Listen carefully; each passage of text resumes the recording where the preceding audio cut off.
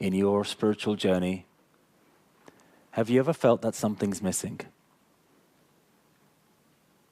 Like there's a magic formula that you still don't know. Like there's some technique, some hidden wisdom, something else that you've still not uncovered.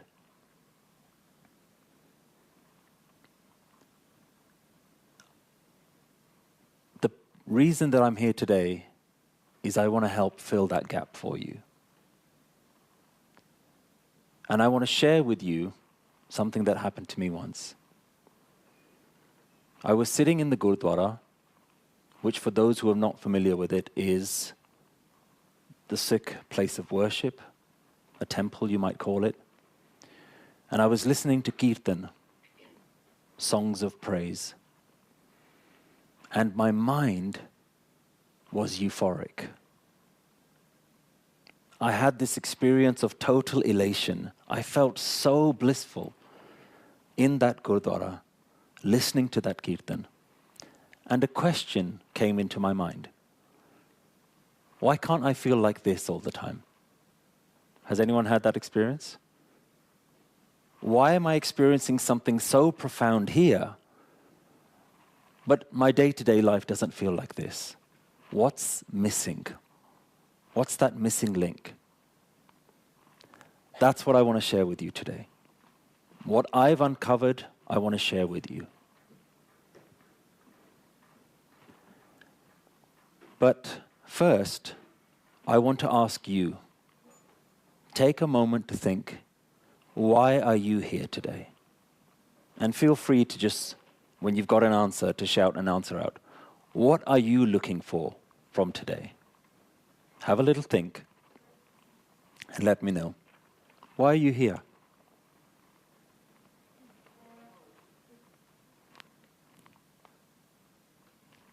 Anyone? Elevate your practice of meditation. Knowledge, okay. Understanding meditation. Curiosity. Confidence, okay. Search for answers. Spiritual connection. I love that word, connection, and I think that's a very important one today. Connect to your Sangat, so to connect with others. Fantastic. Truth. Amazing. One more? Ah, you've been watching. Excellent. No expectations. So thank you for sharing that. Let me share why I'm here today.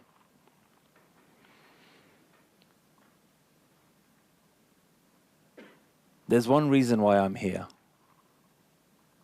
And it's because our religious institutions have failed us.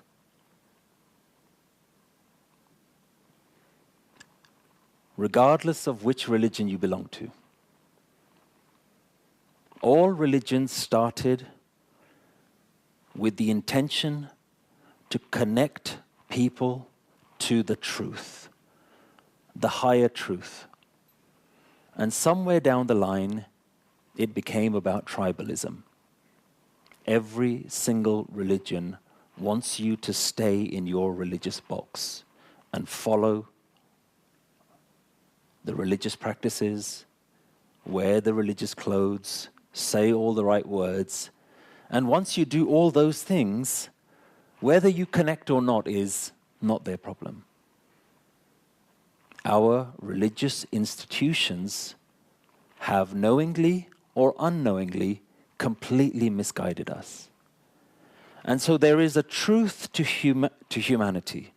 There is a truth that applies to everyone, and we don't know where to go to find it. That's where I'm hoping I can give you some guidance. But I'm very, very conscious that I'm not an expert on this. I don't see myself as somebody who's got all the answers. I see myself as somebody who's been shown something, and it's my duty to not keep that with me. I always think that if you hear a great piece of music or you watch an amazing movie, the first thing you want to do is you go and tell your friends and your family, have you heard this? Have you seen this movie? Right? That's all I'm doing. Allow me to share, and if it makes sense to you, take it on board. So that's why I'm here, and that's why you're here. So what do we mean by spiritual connection? The word connection came up, truth connection. The reality is that most of us don't know what we're connecting to. We don't actually know what do we connect to. What are the barriers? What's stopping us from connecting? And how exactly do we do that?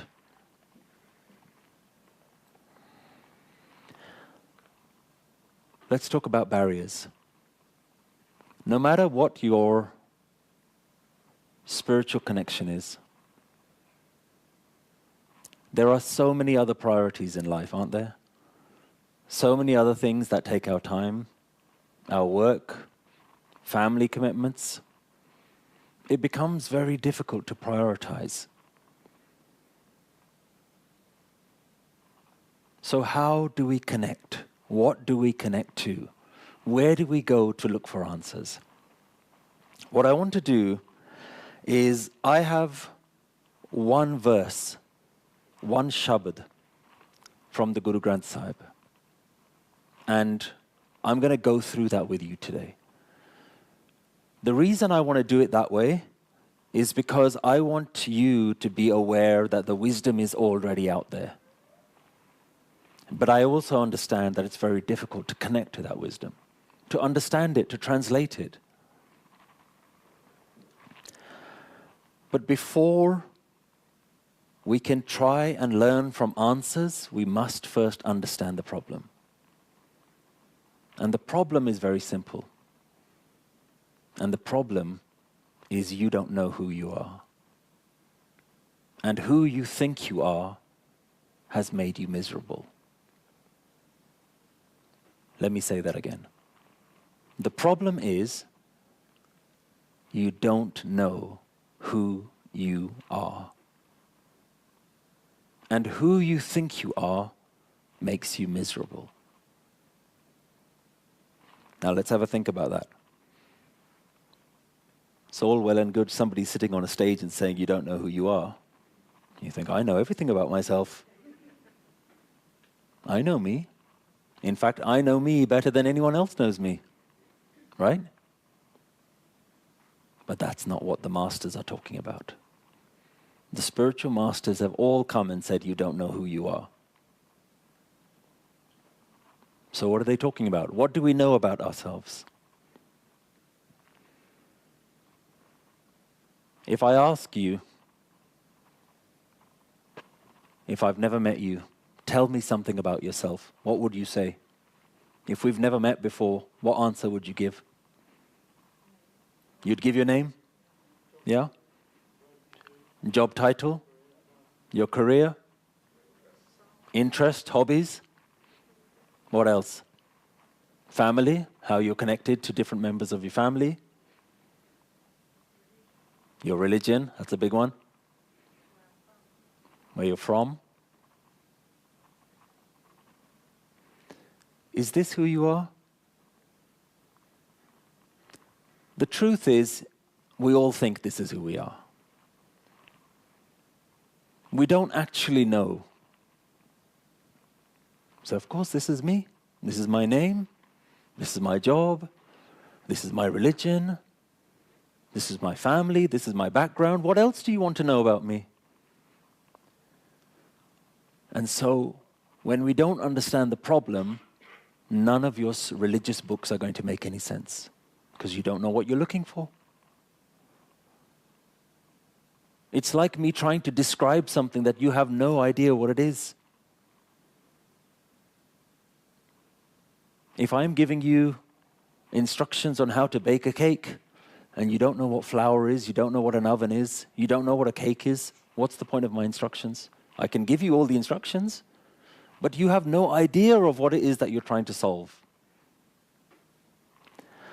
So the problem is something that we first need to understand. Then the religious books, then all the religious teachings and the wisdom can make some sense. So our self-understanding is wrong. And when your self-understanding is wrong, then how you go about living your life is also wrong. Notice what your mind does now. I'm choosing my words carefully and telling you that you're living your life wrong. Notice how it stings your mind. What do you mean I'm living my life wrong? You don't know me? When you don't know who you are, how you live your life is based on your misconception. When you don't know who you are, you assume that your life is limited. The assumption you make is, I was born, I will die, and in between those two, I have to achieve as much as I can. Right? We're all saying, yeah, I was born, I will die, and in the meantime, I'll achieve everything that I can. So what do you go out and achieve? What you achieve, what your focus of your life becomes two things: survive and thrive. When you don't know who you are, your life becomes about surviving and thriving. Now, most of us live in comfortable surroundings. Survival isn't really an issue. And so if your survival is guaranteed, then thriving becomes your entire life. And the way that we try and thrive is we accumulate comforts. This is what our life is.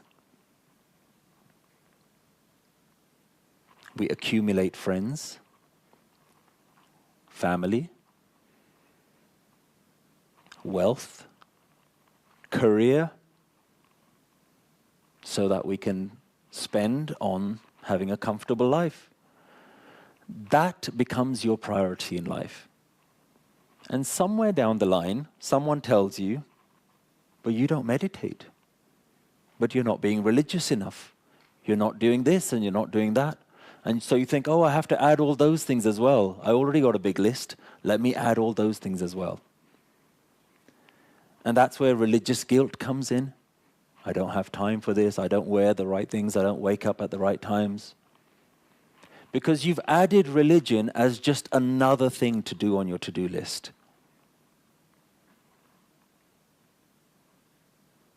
So where do we go from here? Sounds like the problem. Let's understand the problem. It's really important.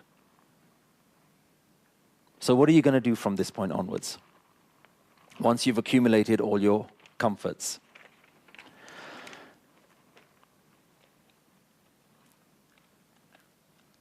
There is a problem with this way of living. And the problem is,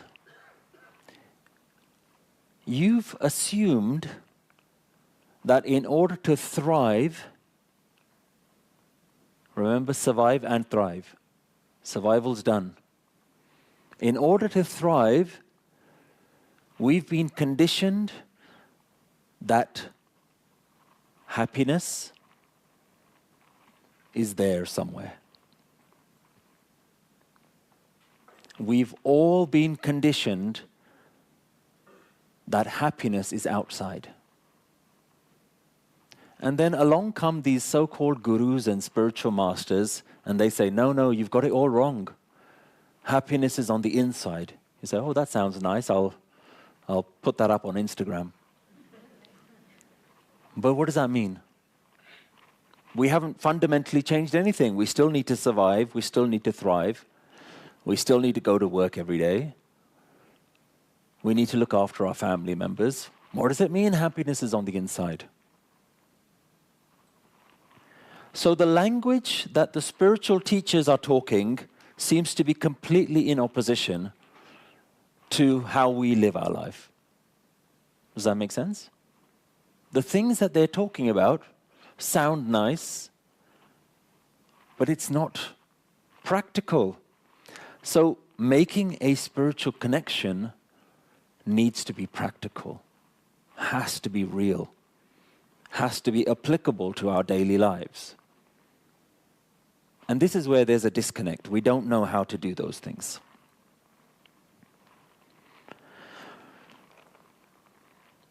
So, do we feel like we have a slightly better understanding of the problem? Let's go a little bit deeper into the problem. Have a think. Why do you want to thrive? Survival we understand, right? Why do you want to thrive? Why is it that you go through childhood, you get educated, you get a good job, but then nothing is ever enough? You need more, you need more, you need more. What are you looking for? Any ideas? What was that? Validation. Okay, there was one answer behind as well. You're looking for peace and happiness. To be content. Pleasure. Fulfillment. Good. You're looking for? Yes. Oh, so all the things that you've been brought up, you're now trying to satisfy those. Yeah? Security. Potential. Well, that's an interesting one. Yeah. Purpose. What do we mean by that?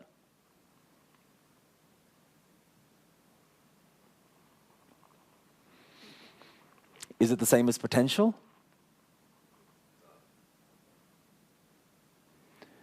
Is it that everyone was born to do one thing and they had to find out what that one thing is, why they were born? Is that what we mean? I think it's more to do with everybody has some sort of special talent or something special about them. Yep. Special right. Yeah.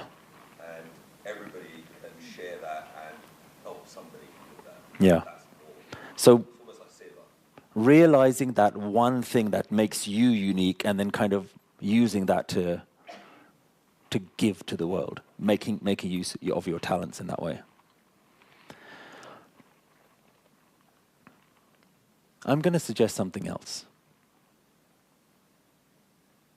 Deep down, what you're really looking for is to feel complete, to feel whole.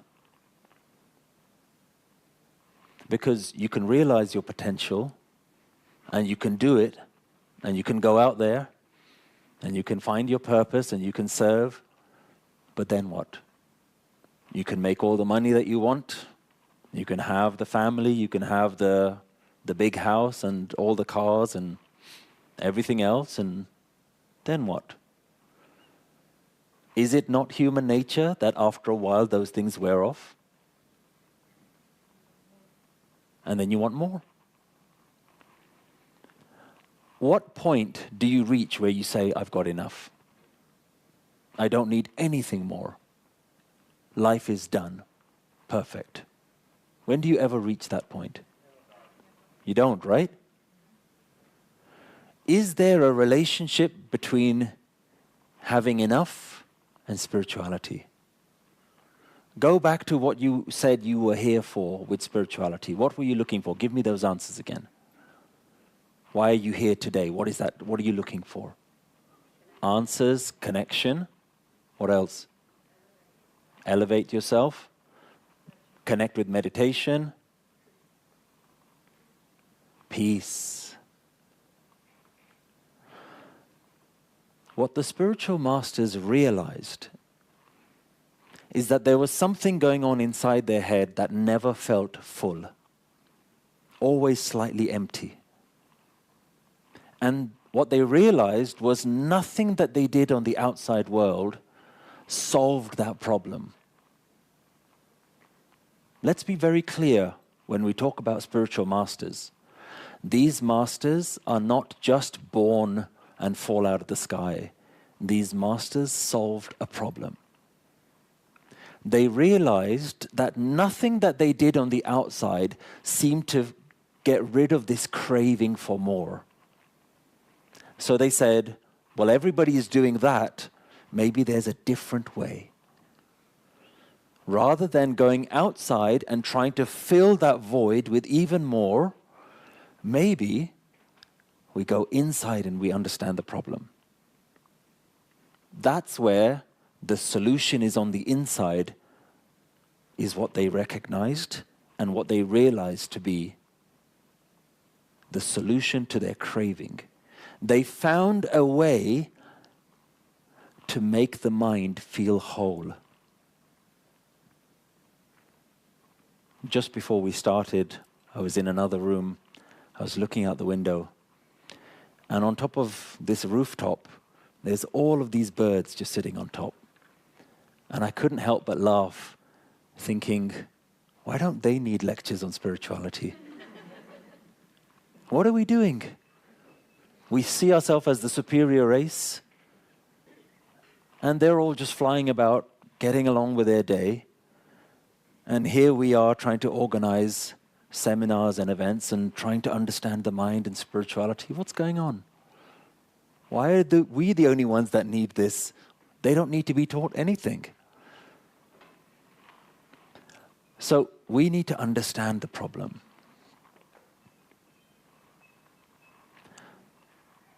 So I'm going to go through a Shabad with you today. For those of you who have access to Gurbani on their phones, feel free to take those out and follow the Shabad with me. The Shabad I want us to look at starts, E man girhi ke e man udasi. This is a verse by a spiritual master. And in this verse, he talks about what it truly means to be religious. The Shabad goes, Eh man girhi ke eh man udasi. Is this mind attached or is this mind free? That's his opening line. Is this mind attached? Is it weighed down with attachments or is it free? Ke e man avaran sada avinasi. Will this mind perish? Or is this mind going to be imperishable and last forever? Ke e man chanchal, ke e man bairagi. Is this mind restless? Or is this mind unfazed? Is man ko mamta kithon lagi? How did attachments come into this mind? And the central theme of this Shabad, Pandit, is man ka karo bichar. O priest, in this verse, they're talking to the religious teachers that are out there and saying, O priest, why don't you study your mind? Why else are you carrying the burden of studying so many religious books? So, in this verse, the Guru is beginning to show us that in order to be religious, you must understand your mind. So let's understand the mind. I'm going to do an exercise with you.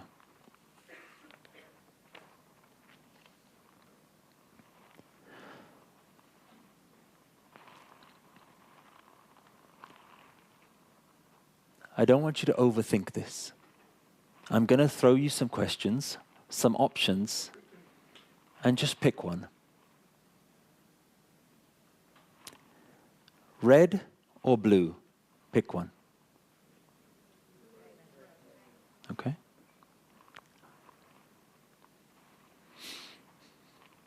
Apple or orange?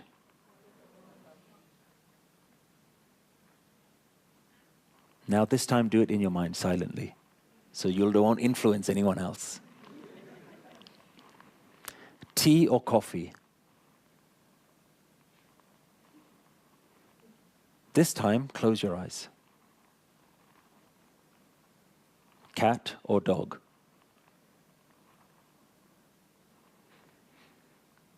Pen or pencil? Pizza or burger?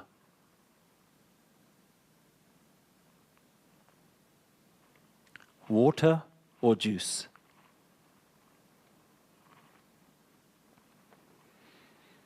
And open your eyes.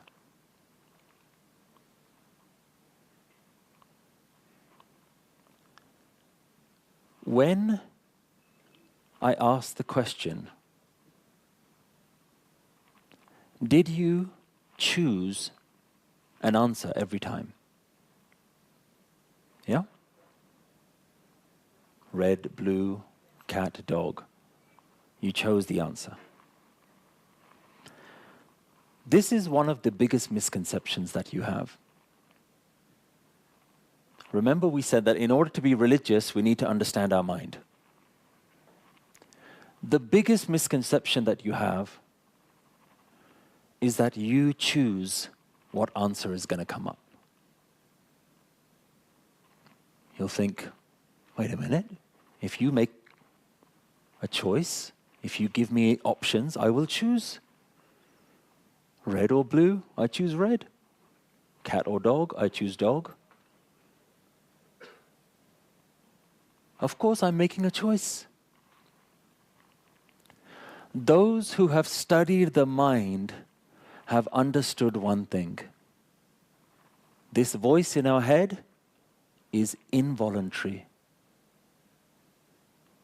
What I mean by that is this voice in your head always has something to say, right? But are you saying it? You notice how you can't have these conversations in your religious institutions? This is the problem. In order to be spiritual, you must know your mind. And there is no room for you to understand your mind. There's no time. There's no guidance. And so, the problem of understanding your mind is your own problem. It's much easier to call you religious because you do a whole heap of religious things. But the gurus, the spiritual masters are saying, I'm not interested in any of that. You can't tell me that you've got a spiritual connection because you wear spiritual clothes, or you say certain words, or you do certain actions. The really spiritual ones are the ones who've solved their mind. So the question that we're asking ourselves now is, hang on, you said that I don't make a choice? Well, I made a choice every single time. Let's do that exercise again. Close your eyes. This time, rather than focusing on the answer, I want you to focus on, where does this answer come from? Green or yellow? Shoes or socks? Round or square? Up or down?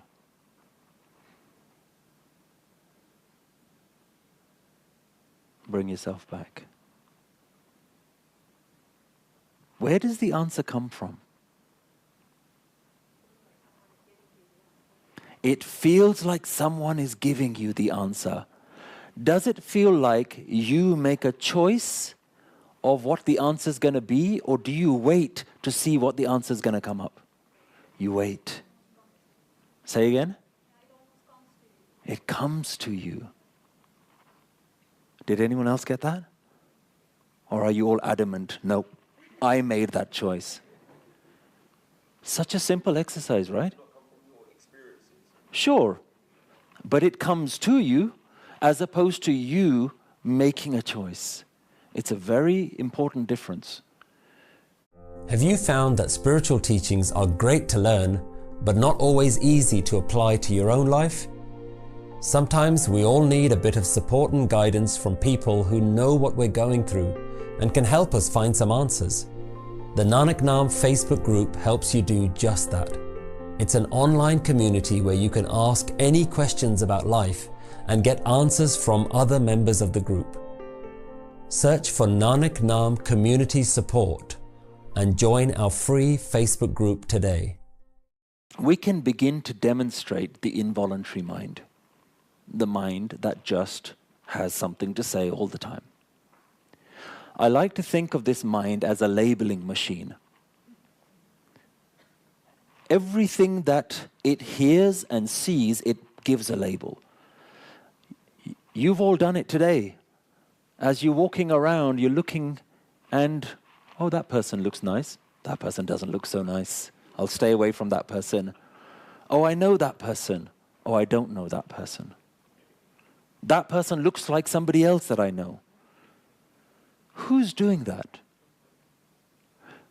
We've been misguided in modern terminology and modern society. We call that our inner voice. That's not your inner voice. That is a voice that's going on inside, but it's not your inner voice. Who's doing that? This is where we begin to understand that you are not the creator of your thoughts. And for those of you who are still struggling with this idea, what do you mean, I don't create my own thoughts? All the good ideas that have come to me are not my ideas? So let's try something else. If you think you are the creator of your thoughts, tell me, what is your next thought going to be?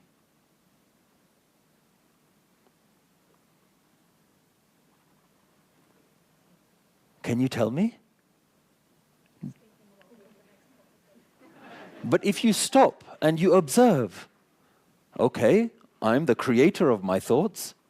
Come on then, create. What is my next thought going to be? What shall I create? And you'll notice the same phenomenon. You wait and something appears. And this is where we need to start now creating a new definition of the mind. I like to think of the mind like fireworks. You don't know what's going to come next. You just wait and something else comes. This is what the Guru means by study your mind, if you really want to be religious. Now, this is nice as an exercise, but what kind of real-life thoughts does your mind give? If your mind just gives random thoughts all the time, are they good thoughts? Are they happy thoughts? Are they thoughts like, wow, my life is perfect, look how great my life is? No. What kind of thoughts does your mind come up with? Negative thoughts. I've got so many things to do. I've got this, I've got that. I'm not a good person. I feel terrible within myself. I have so many worries, so many different duties to attend to, so many problems. But then there are those of you who are sitting here thinking, actually, these problems are not just my mind. There are some real world things that are going on outside that I can't deal with. It's not just my mind. So the kinds of thoughts that your mind is having are not in your favor. You have a lot of worries. So why do we have these worries? Let's go and look at this verse again. So we've read the first verse, we've read the Rahao, which is the central theme, the chorus. Verse 2, now the Guru starts to give some answers. Maya mamta karte lai. The divine creator has bound us to attachments to the world. E hukam kar srishtu pai. That same divine one who gave a command and created the whole world. Gur Prasadi Bujo Pai. Oh brother, with the Guru's grace, understand this. Sada Raho Har Ki Sharnai. You must always remain in the shelter of the divine. Make any sense? There's a problem. Spiritual language has now become so difficult that we can't understand it.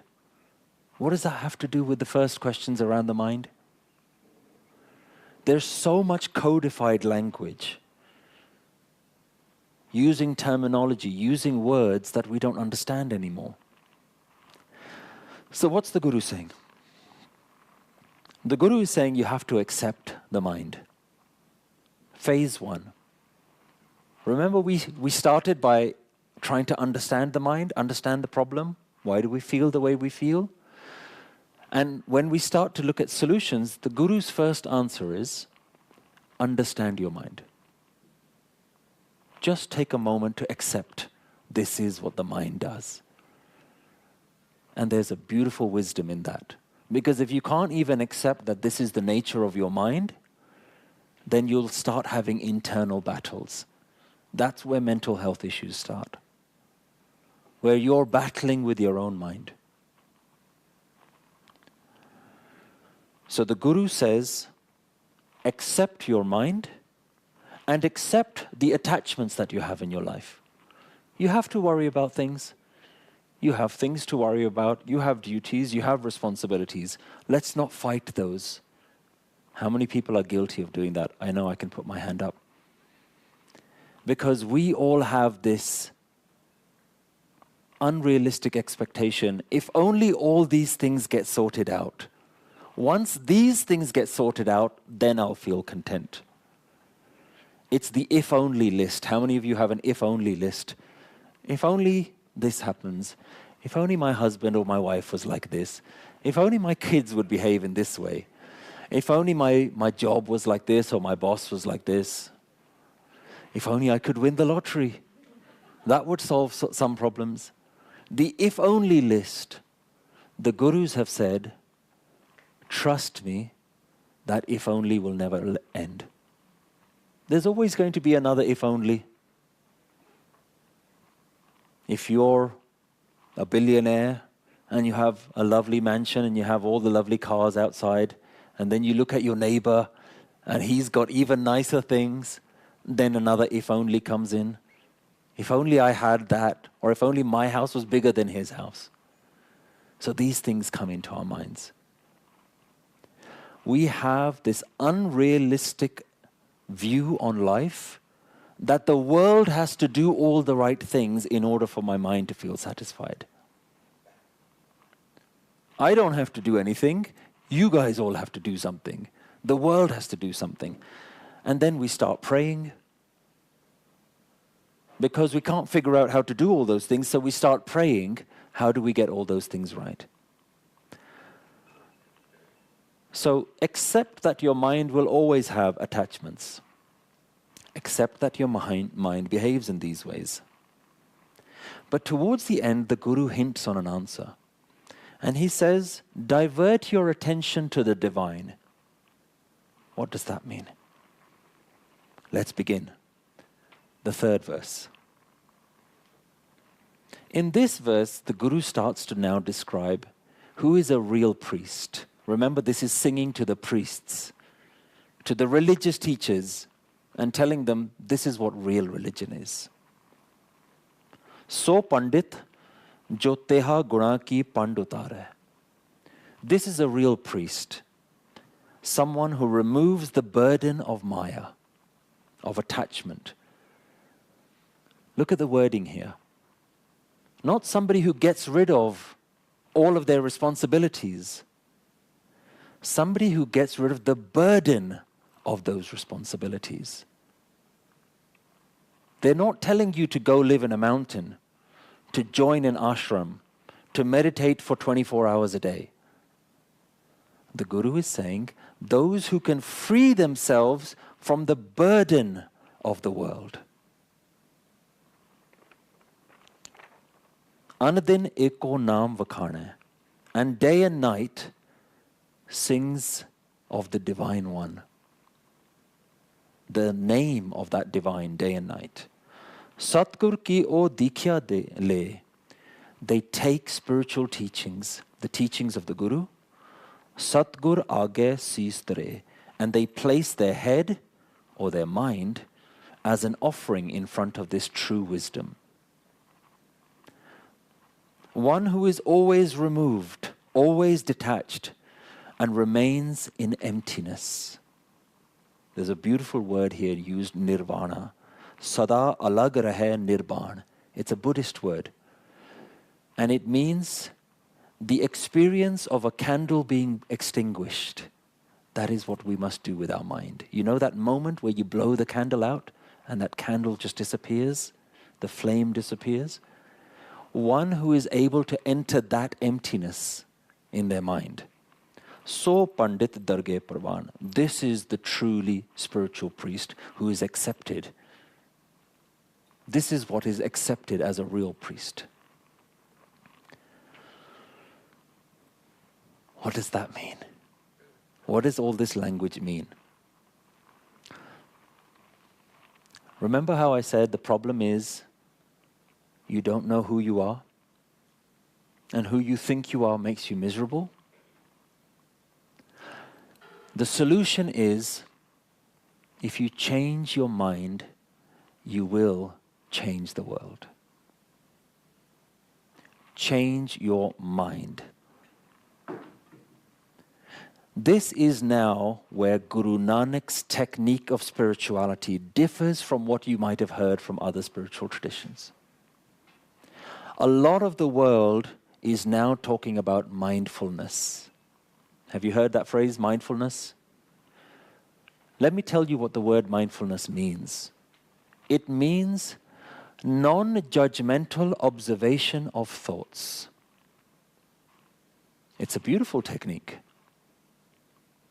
Let a thought come, but you don't give any judgment towards it. You just notice it and you let it float away. Guru Nanak gave a different technique. He said, I don't want you to just watch your mind and just see whatever else is coming. I want you to have a refined mind, a reformed mind. The Guru says, I will help you change every single thought that comes up. I will transform your mind. And when you transform your mind, you will transform your life. So how does the Guru do that? Your mind is constantly giving words. There's constantly a conversation going on. We've understood that. When your mind is always talking, it starts building a story. It starts building a story about who you think you are and what your mind thinks about the world around you. And that story then settles into emotions. So there is a direct link. The words in your mind create a story, and that story creates your emotions. If you want to feel happiness, peace, connected, complete, whole, meditative, there's no actions that you need to do.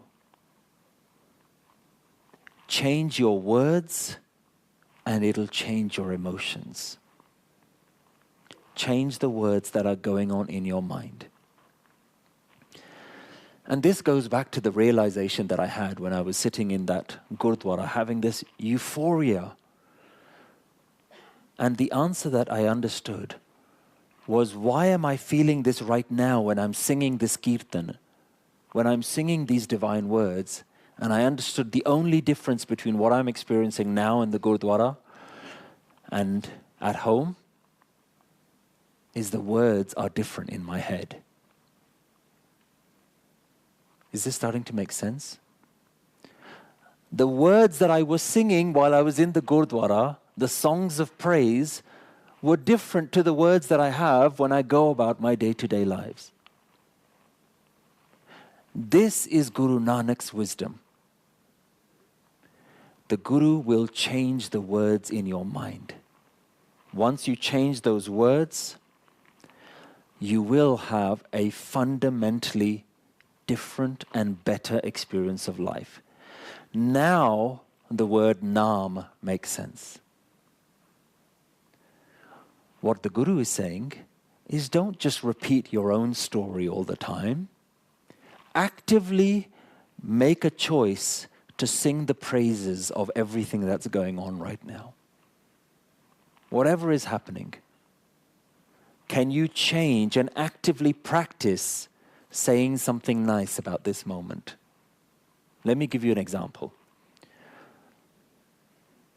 I always remember when I came here from India as a young boy, and I remember a phenomenon of speaking to people from this country, and we love to talk about the weather. And if you can't have any topic of conversation, English culture is that you ask them, oh, how's the weather? Or the weather is this or that. What I noticed was the words that were used when it was cloudy. Nobody ever said to me, it's really cloudy today or it's raining today. You know what they said? They said it's miserable today. And I found that quite strange because I was never brought up looking at rain as misery. It was just rain. They said, oh, it's gloomy outside. Has anyone done that? What have you done? A perfectly natural thing that's going on outside, you've added a negative word to it.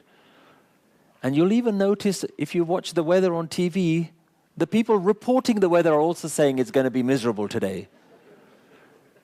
That's not your job. Your job is to tell me if it's going to rain or not to tell me the emotion that I should feel based on the weather. That is a very simple example of what your mind is doing all day. Your mind is actively just allowing itself to just spew this negativity for everyday scenarios. The Guru says, what if you treated everything that was going on around you as though it was a God in front of you? All good and all bad, or all that is, regardless of whether it's good or bad. Remember now, even your words of good and bad start to just become labels. Remember, the mind is a labeling machine? Good and bad is just a label now. But I know what you're thinking. Let's go back to those really difficult scenarios that we face sometimes. How am I supposed to see this as good or bad? Surely certain events are really bad. Surely some things cannot be tolerated.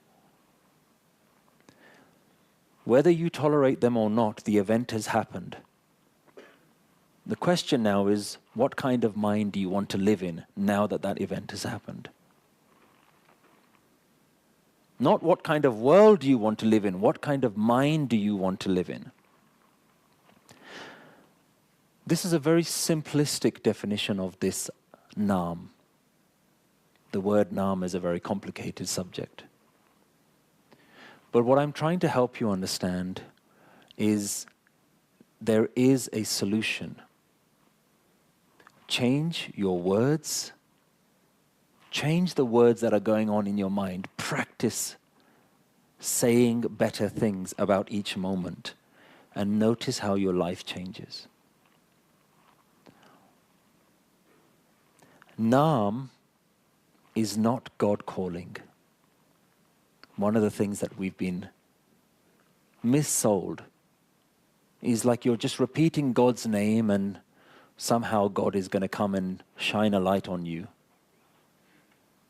I don't know if you remember going back maybe 20 or 30 years when the National Lottery was first out in the UK. There used to be these adverts on TV where the skies would open up and a big finger would come out and say, it's you. You remember that advert? It's you. You've won this week. That's what we're trying to do with our meditation. When we're calling God and we're just repeating God's name, we're hoping that the skies are going to open and God's going to say, I've heard you. Let me pick you up. But that's not what the Guru's technique is. We're not calling some Mr. God sitting in the clouds. What if you treated every interaction that you have as though you were speaking to God, interacting with God? There's a wonderful story that I learnt in school, hearing it in assemblies, and it's always stayed with me. There's a man who prayed, God, when will you come to my house? And one day he got the answer, and God said, today I'm going to come to your house. And he was so happy. And he was making all the preparations and arrangements. God is coming to my house today. And he's preparing his house, and there's a knock on the door, and he opens the door, and there's an old woman, and she says, I really need some money. Can you please help me? And he says, not today. God is coming to my house. And then he carries on cleaning his house, and there's another knock on the door, and a little boy is standing at the door and saying, please, can I have some bread? I'm really hungry. And he says, not today. God is coming to my house. I don't have time to deal with you. And later on in the day, there's a third knock on the door. And there's a young mother with a baby saying, I have no shelter for this evening. Can I stay with you? And he says, not today. The Lord is coming to visit my house. I must do everything that I can. And by the end of the day, he made another prayer. And he said, God, you didn't come to me today. I did all the preparations. And God replied, 3 times I came to your door, and 3 times you turned me away. He didn't see it. He didn't see the opportunity to interact with everything and everyone as though it was a God. This is where we can get to with practice, with guidance. We can have a drastically different experience of our life. So the Guru is only trying to do one thing in your life: to make your life better. And the way, the technique of Guru Nanak is Shabad. The words. Change your words and you will change your life. A recent study has shown that over 75% of Sikhs say that their life feels stressful or overwhelming. These feelings can develop into depression, alcohol abuse, or even suicide. We believe that Guru Nanak's wisdom can help transform people's lives. Nanak Naam relies on your donation to help create more videos and podcasts like this to educate people all over the world on how to use Guru Nanak's teachings to improve their emotional, mental, and spiritual well-being. Set up a monthly donation today and help change someone's life. Visit nanaknaam.org/donate. Here's a question we had. From a background perspective, Satpal, it said, we've lost a sister who was a very young mother. And as a family, we prayed and we begged and pleaded to the universe to grant her a little bit more time so that she could look after her little children. But she lost her fight, and we did our best to accept Hukam. But it wasn't that easy, as we're in a very dark place.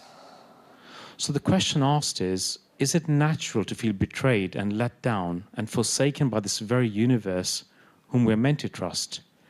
And how can we deal with this turmoil of feelings? And why does the pain of loss keep creeping back in?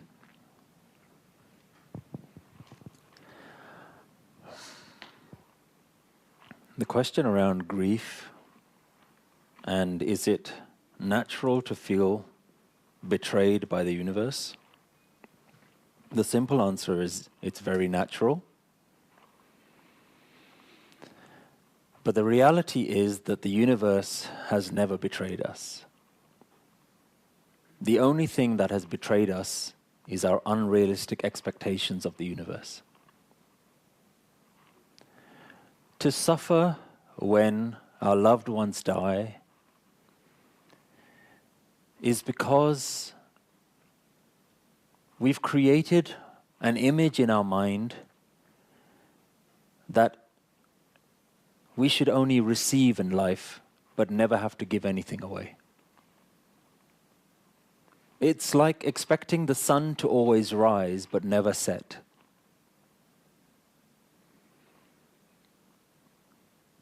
And when you realize how unhealthy that way of thinking is and how unrealistic that way of thinking is, and you become comfortable with the idea that in order to have a sunrise, you have to have a sunset.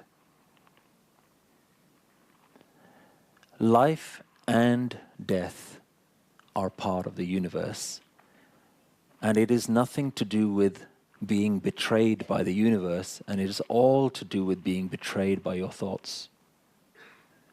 We have simply never been told to become comfortable with death.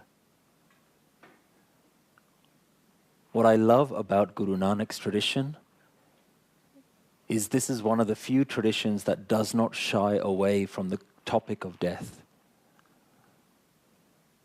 Becoming comfortable with death is intrinsic to your spirituality, because spirituality is what? Learning to accept life and to let go of our attachments. Now that's the theory, but how do you actually deal with the reality of it? If you look at, in the West, they talk about the stages of grief. They include things like denial, not even wanting it to happen, anger. When you look at those stages of grief, the last one is acceptance. And what we're told is it's perfectly natural to experience all of these different emotions, and eventually you might come to a place of acceptance. Guru Nanak teaches us to accept at every moment. To accept that which is. You need to understand this word acceptance. Acceptance doesn't mean to tolerate. Acceptance doesn't mean I can't do anything about it, so I might as well live with it. That's not acceptance. That is to tolerate something, but secretly what you're saying in your mind is, I don't want it to happen. I wish it didn't happen. That is not acceptance. Acceptance is, it is, as it was always meant to be, and I'm okay with that. One of the reasons why we struggle with grief is because we feel that us grieving over the loss of our loved one is showing that we loved them. We want to hold on to them. Even if they're not here, the love is here. What kind of person would we be if we didn't cry? That's the thought that we have. And so we feel that we're supposed to grieve.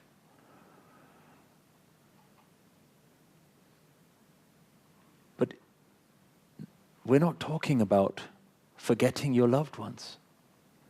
What we're talking about is, can we be at peace?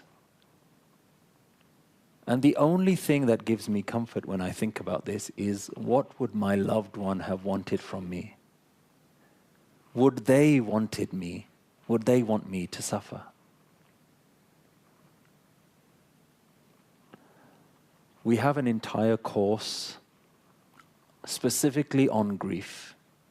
We've made it freely available. It was released last year. It's called Grieving with Wisdom. It's a 4-part, completely free course. If anyone's really struggling with that, I genuinely recommend to go through that.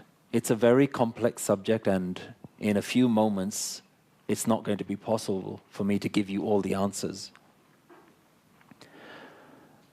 But it's one of those things that there is a solution for.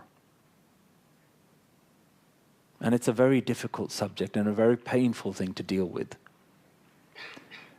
If you have time, I recommend you go through this course. It's called Grieving with Wisdom. It's completely free. It's available online. And what that shows you is the stages that you can go through, and it helps you. And what works very well is if you actually go through it with your families. Watch it together, talk about it, discuss it, go through that process. We're not saying that you're going to get to a point where it doesn't sting. But it is possible for you to live a freer life, life that is free from the pain of grief. The one that you love cannot come back. But the pain that you're experiencing is something that you don't have to carry.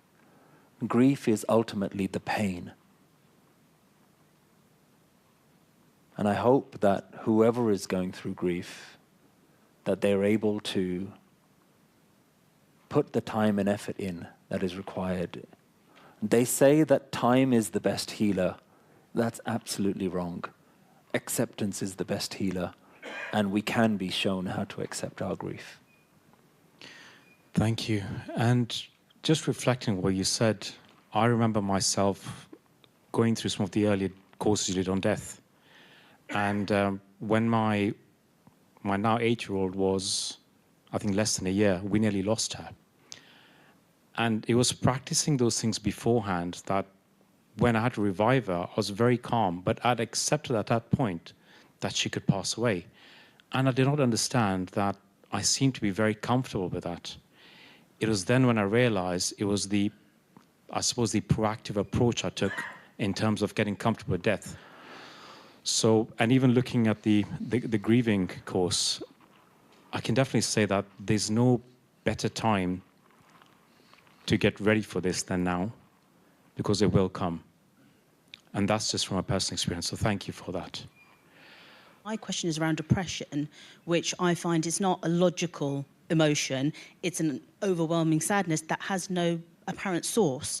So is the way to deal with that then, from a wisdom perspective, to just be with that feeling and be with that acceptance, and not try to judge what it is or be fearful of what it might be, and just that is coming to me, so I accept that. Is that the way to deal with it? That's a very important question. Is the way to deal with depression to simply accept it? One of the misconceptions that we have around the wisdom of acceptance is that acceptance implies inaction. Every time, whenever I do a talk on acceptance, the question is always, do I need to do nothing then? Do we just literally accept everything? And so there is a misconception between accepting and not doing anything about it. And those two are not related. Depression is an interesting one, because one of the things that we're not taught about depression is the real root cause of it. The real root cause of depression is attachments. The real root cause of depression is your sense of entitlement of what life should have been like. The greater that life has deviated from your expectations of life, the greater your misery. And I understand what you're saying, that at some point it's not even logical. It's just a feeling, but you don't know where it's from. But I would urge you to ask yourself the question, what attachments or what events in life have I not been able to accept? What am I still holding on to? We did a meditation where we lifted all the thoughts of burdens, thoughts about our work, our family lives, things that should have happened in the past, things that still haven't happened and should be happening in the future. The purpose of exercises and meditations like that is to show you the burdens that you're carrying in your mind. And while I agree that depression is a feeling, and a very heavy feeling at that, underneath it there is some unhealthy and unrealistic expectations that we have of the universe. Deal with those. And the way to deal with them is not to work out solutions to every problem in your life. Because remember, life has a funny way of throwing new problems. Life will always throw new things for you to worry about. The way to deal with it is to interrupt your thoughts. And one of the most effective examples that I've noticed, and something that I'm sure everyone can relate to, think about a time when you feel emotionally down, very stressed, very upset. You may even be tearful and crying. And the doorbell rings. What do? You have to switch it off. And you have to go and answer the door, and you have to put a smile on your face. What that demonstrates is each and every one of you has the ability to immediately switch off your emotions. And these are things that we're not shown. We all do it. The bell rings, the phone rings, and you gather yourself and you switch it off. Even if you have to deal with it later, you have the ability to interrupt your negative thoughts. This is the Guru's technique. When the Guru talks about chanting a name, when the Guru talks about change the Shabad, the words in your mind, it's about interrupting those negative thoughts. And we all know that we have the ability to do it. We just haven't practiced it. We just haven't been shown that that's what our mind is capable of. Another question I'll take on here. From a background perspective, this person's a very busy individual. She's a carer to a mother and a father who are health-wise not doing very well. So she's spending a lot of time looking after their parents and also trying to get into a more spiritual state. And she's finding it very difficult. Her question is that, is it important that I devote my life to caring for my parents, or do I put the time for spiritual expansion and meditation above their needs? And often she finds she's very exhausted and falls asleep without saying any prayers, and she's struggling doing both. And finally, when she does pray, she feels trapped in a world of emotion. Why does she not feel elated? How many of us can relate with that? Life is too busy. We don't have time. There's too many priorities. And even when we sit down to meditate, then all the emotions come out. Then it feels like it doesn't work. One of the interesting things that we see in life today is that dedicating time towards religion and spirituality is somehow seen as being at odds with you living your everyday life. There's a wonderful story from Guru Nanak's life when he was relatively young and he was sent to his sister who lived in a different village, and his sister's husband ran a local store. And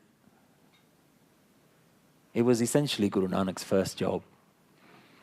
And he's in the store, and the story goes that every customer who came, Guru Nanak was in a meditative state, and every customer who gave and asked for the products that he was selling, he would give 13 of them.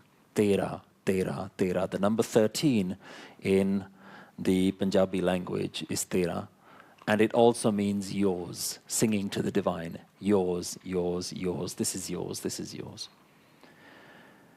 Now the story goes that Guru Nanak would give 13 of everything, and in the end, the owner of the store was very worried that he's selling too much stock and he's not making enough money, and the owner goes and counts, and of course everything is perfectly fine. That's not the point of the story. The point of the story is Guru Nanak is meditating while he's at work.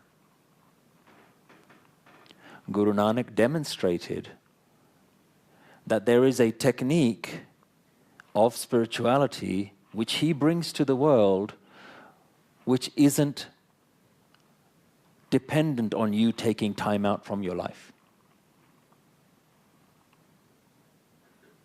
It's very important that we understand Guru Nanak's wisdom and Guru Nanak's technique. Almost all the spiritual wisdom that you hear from around the world are spiritual traditions developed by monks for monks. And while they are beautiful traditions, meditative traditions, most of them have been developed by people and for people who removed themselves from their daily responsibilities. They lived in an ashram, they lived in a monastery, and they had all the time in the world to sit and focus and meditate. Guru Nanak was also invited to become a monk. There's one encounter where the Guru Nanak went up to the mountains and he met all of these spiritual monks. And the monks say to Guru Nanak, because they recognize that he's a spiritual person, they say, "Tell us what is happening in the world." Guru Nanak says, "The world is burning and the people who can help are up here sitting in a mountain." At a very young age, Guru Nanak was invited to join the monkhood. And he shocked the world when he said, "No, I'm actually going to get married." And all the priests and the monks were surprised. "You can't get married. You're spiritual. How can you get married? You need to join a spiritual order. You're a very spiritual person." Guru Nanak realized something. The spiritual traditions of the time were not made for everyday working people. And Guru Nanak said, "I need to make a spiritual tradition that's for the common person." So they don't need to learn some ancient language, and they don't need to leave their responsibilities. Now the question is, can you learn to create a spiritual practice while you're doing your daily job? Let me give you something practical. When I first left university and I got a job in central London, I would always go for a job that required me to get on the train, rather than a job that required me to drive to the place of work. The reason was I knew that that was a good amount of time that I could actually sit and meditate. And I would get frustrated when I didn't have that opportunity. But then I learned, actually, why don't I do it while I'm driving? While I'm parking my car and walking to the office, what choices do you have for your thoughts at that point? You can be worried, "I've got to do this and I've got to do that." You're not solving those problems, by the way. You're just thinking about those problems. I need to do this, and then my manager is going to say this, and then I've got a presentation, and then later on I've got to meet my friend for lunch, and then after work I've got to do this. You could have all those thoughts. But what I realized was I've got a 5-minute walk to the office. What can I be doing in this time while I'm walking? Guru Nanak gives you a technique called Naam, which is constantly chanting something that brings you into that spiritual space. But he says, "Uthat baithat sovat naam." Do it all the time. If you're a stay-at-home mom while you're doing the dishes, what choice do you have right now for those words? What could you be using your mind for? Notice when you get up in the morning, what thoughts go off in your head? When you're in the shower, when you're doing the dishes. There are so many opportunities for you to meditate, and you miss every single one of them. So I really want you to become familiar that what we're talking about is a completely different technique to what all the other spiritual traditions have recommended. And this is not a disrespect to any of those traditions. They're beautiful. I love meditation. I absolutely recommend find some time to meditate. But Guru Nanak offers something unique. What is your mind doing at every moment? I've got a big frustration at the moment that I'm trying to kind of come to terms with or comprehend or view in a certain way, and that is leadership across our Sangat. I look at what's happening in Punjab now again with the farmer strikes and various other things. And it makes me kind of like ponder over the Sikhi definition of how best to lead, because there's such disunity that when I certainly look at what's going on globally, be it Brexit, be it elections, be it farmers and things like that, geopolitics has certainly taken a huge turn, especially with the Gaza conflict. So I often wonder, what is the best way to unify and lead people? Is it the definition that we've got a leader at the top of the tree that people follow? Is it the committee of Panch Piare that might help give advice to a leader? Is it a combination of both? Or is there some other method that I'm not thinking of that could be a better way to create unity and lead people? So the question is around leadership and how do we lead and what are the best models of leadership to unite a community. I would break those two apart. For you to first understand leadership and disassociate that from uniting, because one is about you and the other is about the others. The Sikh tradition does away with hierarchy and does away with institutions. Over time, of course, various institutions built up. But the Sikh tradition, Guru Nanak's tradition, is you are a leader. We are all leaders. We are self-sovereign. The Guru made us kings and queens. And so first, you must understand that self-sovereignty. And that comes by accepting that regardless of whether I can get anybody else to follow me or not, am I first on the right path? I can give you a personal example. One of the things that I'm always very clear on is how unqualified I am to sit where I sit. Anybody who comes from any spiritual tradition will say, where have you come from? Who is your teacher? What school have you learnt from? What is your tradition? And I say, I have none of those things. But one thing I was clear on, the way spiritual teachings were being taught and being distorted, the wisdom of the gurus was so different in its essence to what was out there, I didn't feel comfortable sitting at home doing nothing. So I took it upon myself that whether anybody listens to me or not, I'm going to try and do something about it. When I started the YouTube channel, I was not qualified. I didn't know anything about social media, and I didn't know much about starting to create followers. But I was clear on the thing that I needed to do. And for me, self-sovereignty, that meant that if nobody else does it, I will do something, and I'm not going to ask anyone else's permission for it. The very first time we did an event, a few years later, by this point, we had maybe had 15 or 20 videos over a span of about 4 or 5 years. Jaspal and I decided that we were going to do an event in Slough. And we were in a local Gurdwara. And we had posted on social media that we were going to start a local weekly class on Japji Sahib. And we turned up, and I knew that there was going to be like 3 people who were going to turn up there. Jaspal, me, and maybe one other person who had seen the post on social media. And we went to the room that we had booked, and there was too many people there. And we said, sorry guys, we've actually booked the room today. We're here to run a class.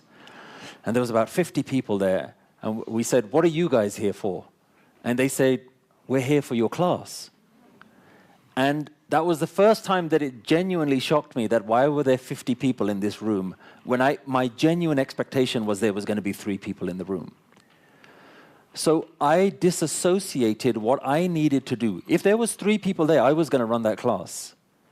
The fact that there was 50 people there, I ran that class. I disassociated what I needed to do with what my expectation of uniting people was. So that for me is a very important aspect of leadership, that self-sovereignty.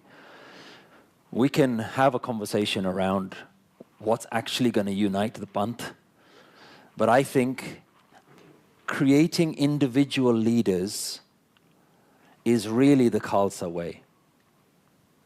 That even at some point you may have to look at everyone else in your group and say, I'm sorry, you're all wrong. I'm going to have to go my own way. Not that we're all rigid and we're not going to have a mentality of collaboration and working together, but that willingness to walk away is so important, and willingness to do something completely different from the crowd. If you are true to what you need to do, and you follow that path, there will be people who gravitate towards you.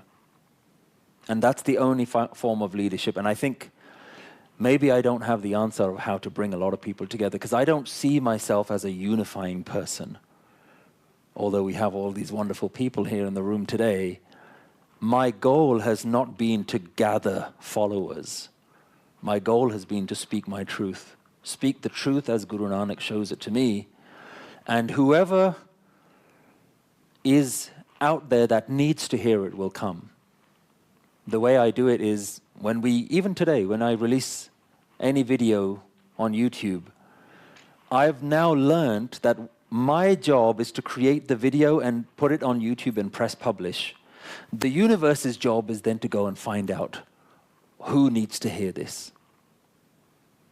So I don't know how do we actually bring people together, because I don't see that as something that I can do. There is some element of, call it grace, call it universal will, call it fate, that the right people will come towards you. And I think that's what Guru Nanak's model was. I don't think he set out to bring everyone and anyone together. There were a lot of people who didn't agree with Guru Nanak. A lot. A lot of people don't know that Guru Nanak was so outspoken in his truth that he was actually sent to prison. Guru Nanak went to jail. We don't know that. We're not taught that history. We like to see Guru Nanak as the soft, cuddly one, and the warriors came later on. But Guru Nanak was outspoken. He was a leader. He was self-sovereign. And if he had one person with him, Bhai Mardana Ji, he said, okay, let's go. Let's go speak our truth wherever we need to speak it. That's fascinating. And I remember that when we first did that at the Gurdwara, and we were shocked. All the shaky videos, that was me. If you enjoy learning spiritual teachings and you're looking to deepen your understanding, the most effective way is to learn with a group of friends. Right now, you can set up your very own Nanak Naam meetup group from the comfort of your own homes. Gather your friends, family members or colleagues and start your very own wisdom group by visiting livingwithwisdom.org. There, you'll find a range of Nanak Naam courses designed specifically for groups that you can watch together and discuss. A growing number of people have already started their very own wisdom groups, and it's having a huge positive impact on their lives. Find out how easy it is to start your own wisdom group by visiting livingwithwisdom.org.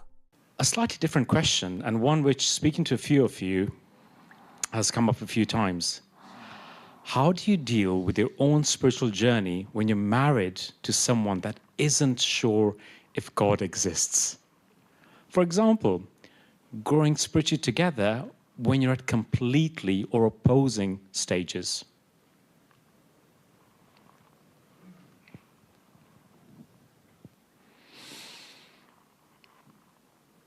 The question is, how do you grow together as a couple when one of you is spiritual and the other one is not sure that God exists?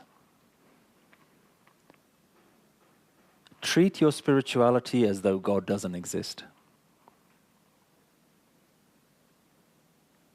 let's assume for a moment that there is no God. Now what is your spirituality?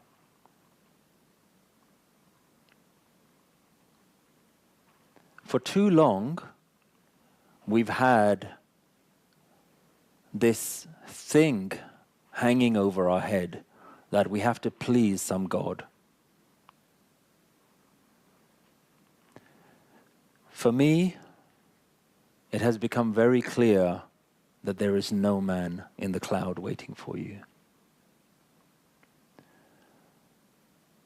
So what is your spirituality if he's not there?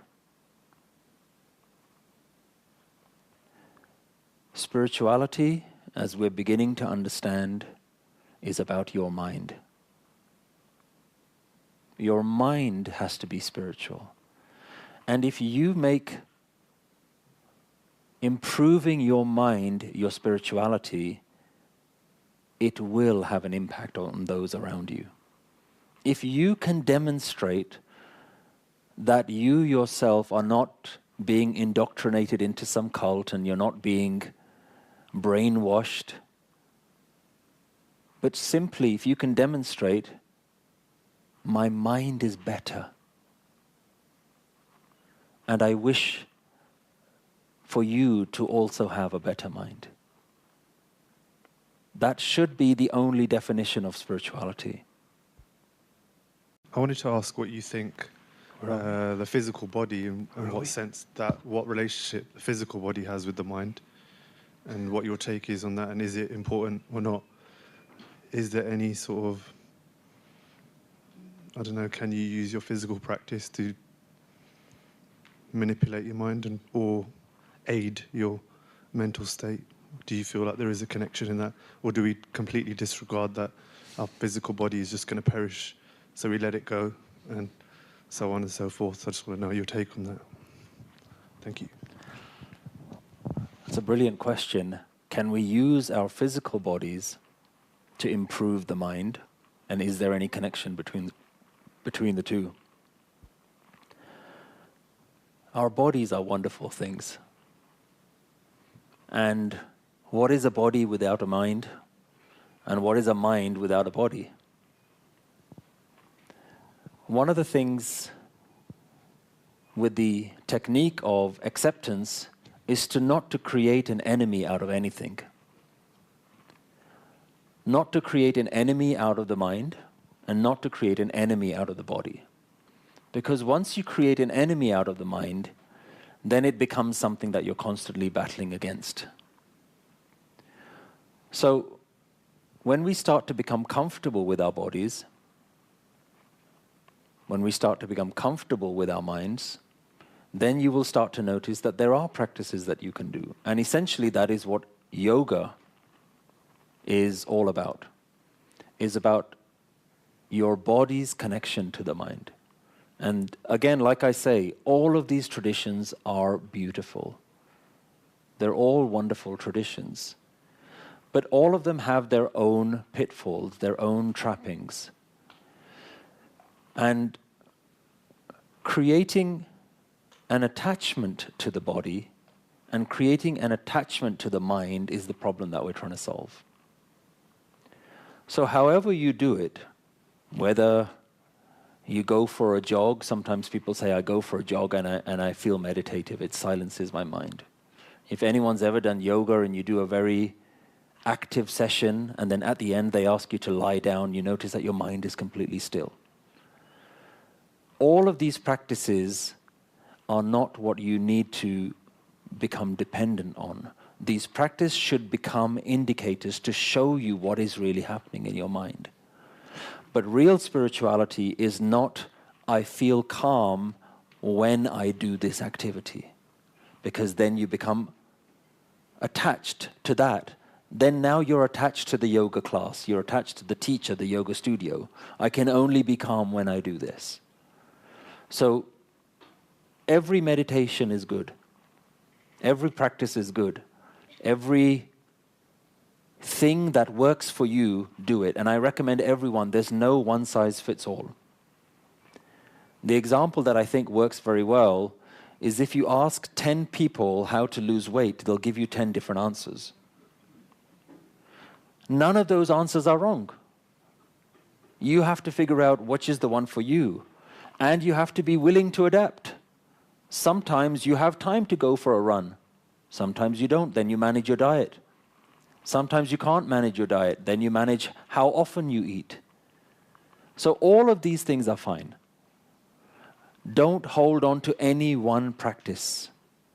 Don't become fixated on one. But be willing to try all of them, see what works, and analyze what is it that is working, what is the solution here. If it is working for you, can I do it without this practice? Can I take the gain that I get from this practice and feed it through the rest of my day so that I'm not dependent on this practice? Because the goal of spirituality is a higher mind all the time. Not that you're only high when you practice, or you only have this elated feeling when you're in the religious place, when you're in the Gurdwara, the temple, the church, the mosque. It's all the time.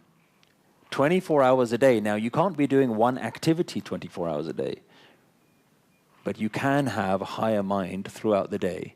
So certainly practice any physical form that works for you, but don't get attached to that one thing.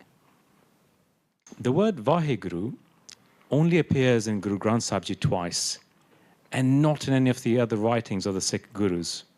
So how did this become a favoured word for God, when in all likelihood, the 5 Gurus did not use this term to refer to God?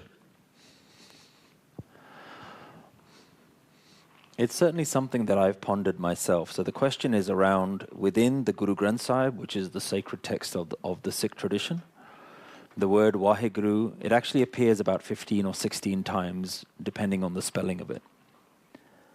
And as the person asking the question rightly points out, they're not even written by the Gurus. So why has this word now become more prominent?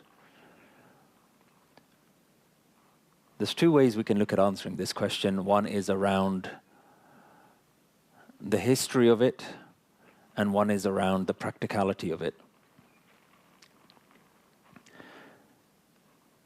For me, my analysis of the history is only my own interpretation of it. And it becomes clear to me that what Guru Nanak was doing was that he was a disruptor. He was there to bring spirituality to the masses, and he identified what some of the problems were. And some of the problems were the very rigid institutions that were there. So Guru Nanak had to introduce new things to the world to break the shackles and say, regardless of which institution you belong, whichever you belong to, you can join this practice. So Guru Nanak Dev Ji creates new terminology, new languages, new scripts. Even the Gurmukhi script is all to take away the dominance of the religious classes that are there at the time. So Guru Nanak Dev Ji does introduce this word Waheguru. And certainly you're right in saying that in the Guru Granth Sahib the word Waheguru doesn't become dominant. Actually it becomes dominant a little bit later. If you look at Guru Gobind Singh Ji's writing, the word Waheguru becomes a lot more prominent at that point.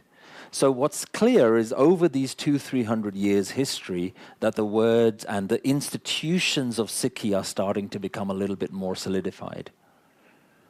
That's my interpretation of the history of it. I reject this idea that the word is in Guru Granth Sahib, but it's not written by the Gurus, so somehow it's inferior. Because that's saying that there are some Shabads in Guru Granth Sahib that are better because they're written by the Gurus, and some Shabads are not because they're not written by the Gurus. Let's not be mistaken. Guru Granth Sahib is the Guru. If it's in Guru Granth Sahib, it's written by the Guru. The Guru Granth Sahib is the Guru. It's not the Guru of the words of Guru Nanak are better than the words of somebody else. That is not the way to look at it. Remember that the Guru is the entire script, the wisdom in its entirety. That's the textual side of it. The practical side of it is, you're absolutely right that this word has become overly dominant, in my opinion, within the Sikh tradition. There are so many beautiful mantras in Guru Granth Sahib, so many wonderful names for God, and yet the Sikhs, in their desire to separate themselves from every other tradition, have decided that they're not going to chant any other mantra, even though those mantras are in Guru Granth Sahib. So this is why I always say, what is the name that you want to call? So in your own lives, in your own families, you probably have a different name that your families call you than the name that you call yourselves at work. If you're in a relationship, a loving relationship with your partner, you can have multiple names for that partner. And they all mean the same person, depending on where is your affection at that point. You don't call your partner by their formal name all the time. You can call them a number of different things, and they all mean the same thing. You should not be... Now imagine somebody comes to you and says, don't speak to your partner that way, only speak to your partner by their formal name. Does that make sense? It makes no sense. Your relationship with your partner is personal. Your relationship with your child is personal. With your family members is personal. You know what your relationship is. What is your relationship with the divine? It goes back to a question that we had about self-sovereignty and leadership. What is your relationship? Not what somebody tells you. So there is nobody who can tell you that this is the name of God and nothing else is correct. If it is, those people haven't connected. They don't know what they're talking about. All they're talking about is tribalism. This is the word that our tribe uses. Our religion uses this word. If you use any other word, then you're betraying our tribe. That's ultimately what they're saying. There are beautiful mantras. There are beautiful names for God. Try them all. There's a wonderful line from Bhagat Kabir Ji. He says, Kabir Allah ki kar bandagi. Meditate on Allah. How many of you have tried to use that mantra? It's such a beautiful mantra. Allahu Akbar. God is the greatest. If that is resonating with you, make that your mantra.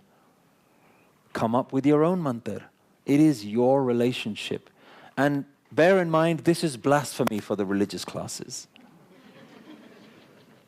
Everything that we say here is contradictory to what the religions are trying to teach you. No, Waheguru is the only name for God. And they will take one line from Bhai Gurdas Ji, Waheguru Guru Mantar hai. You could argue that's not even in Guru Granth Sahib Ji. What about all of the different names for God? Ram, Ram, Har, Har, Tuhi, Tuhi. There are so many names for God. Guru Nanak didn't limit his names for God. Why should you? Why should we, the students of that Guru, limit?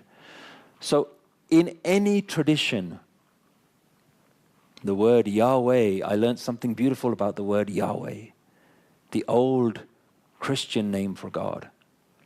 The word Yahweh sounds like the sound of your breath going in and out. Your very breath becomes your mantra. How are you going to connect today is the question you should ask. There is a mention of Kundalini in the Guru Granth Sahib.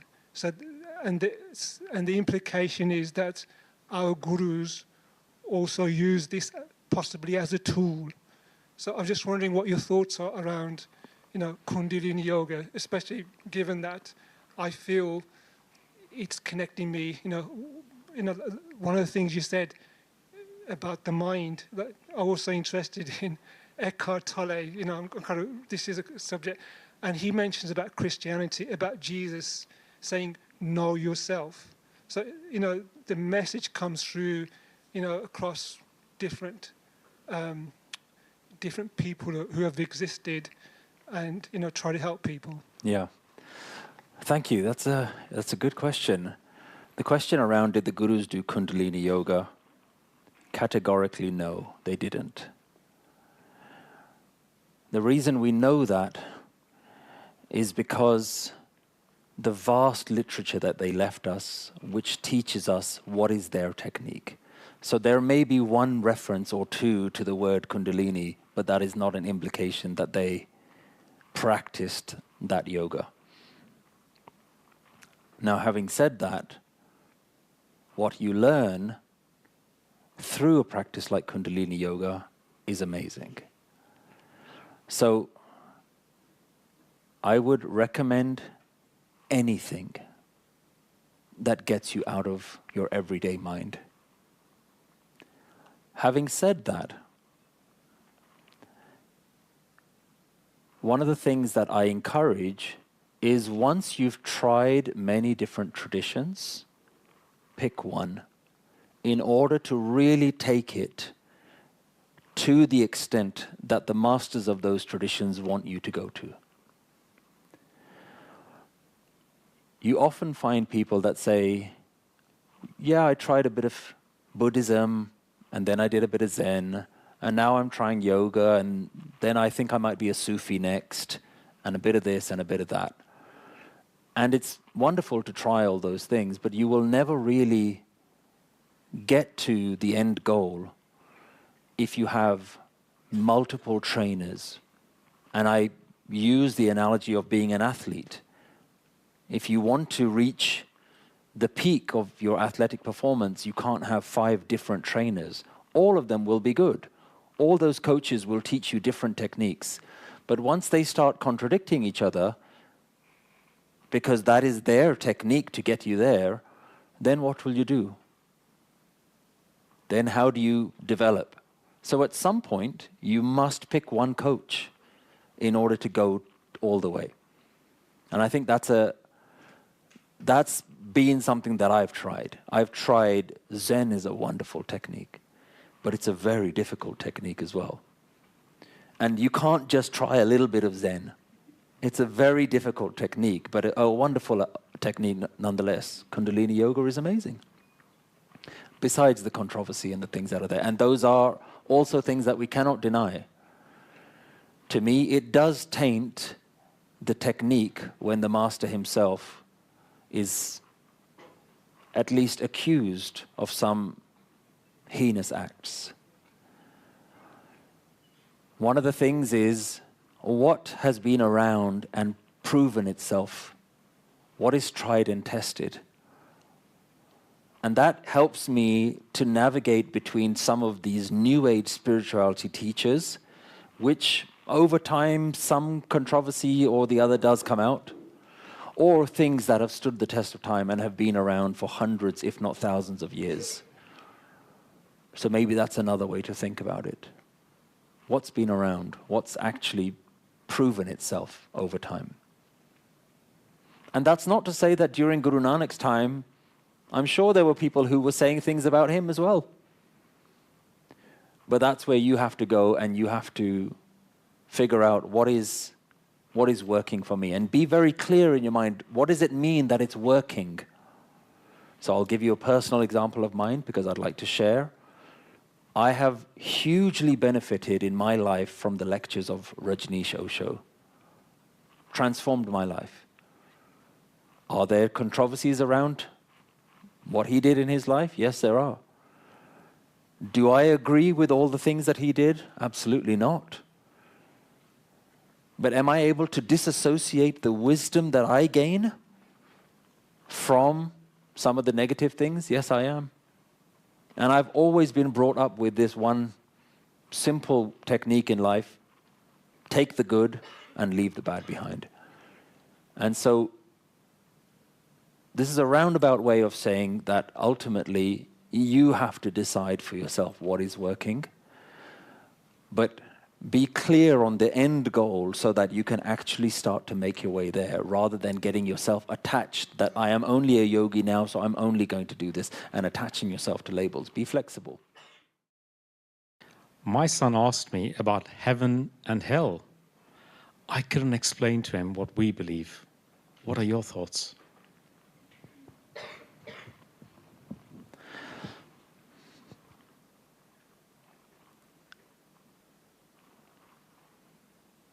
I have learnt over time that I have no room to believe anything. I either know something or I don't know it.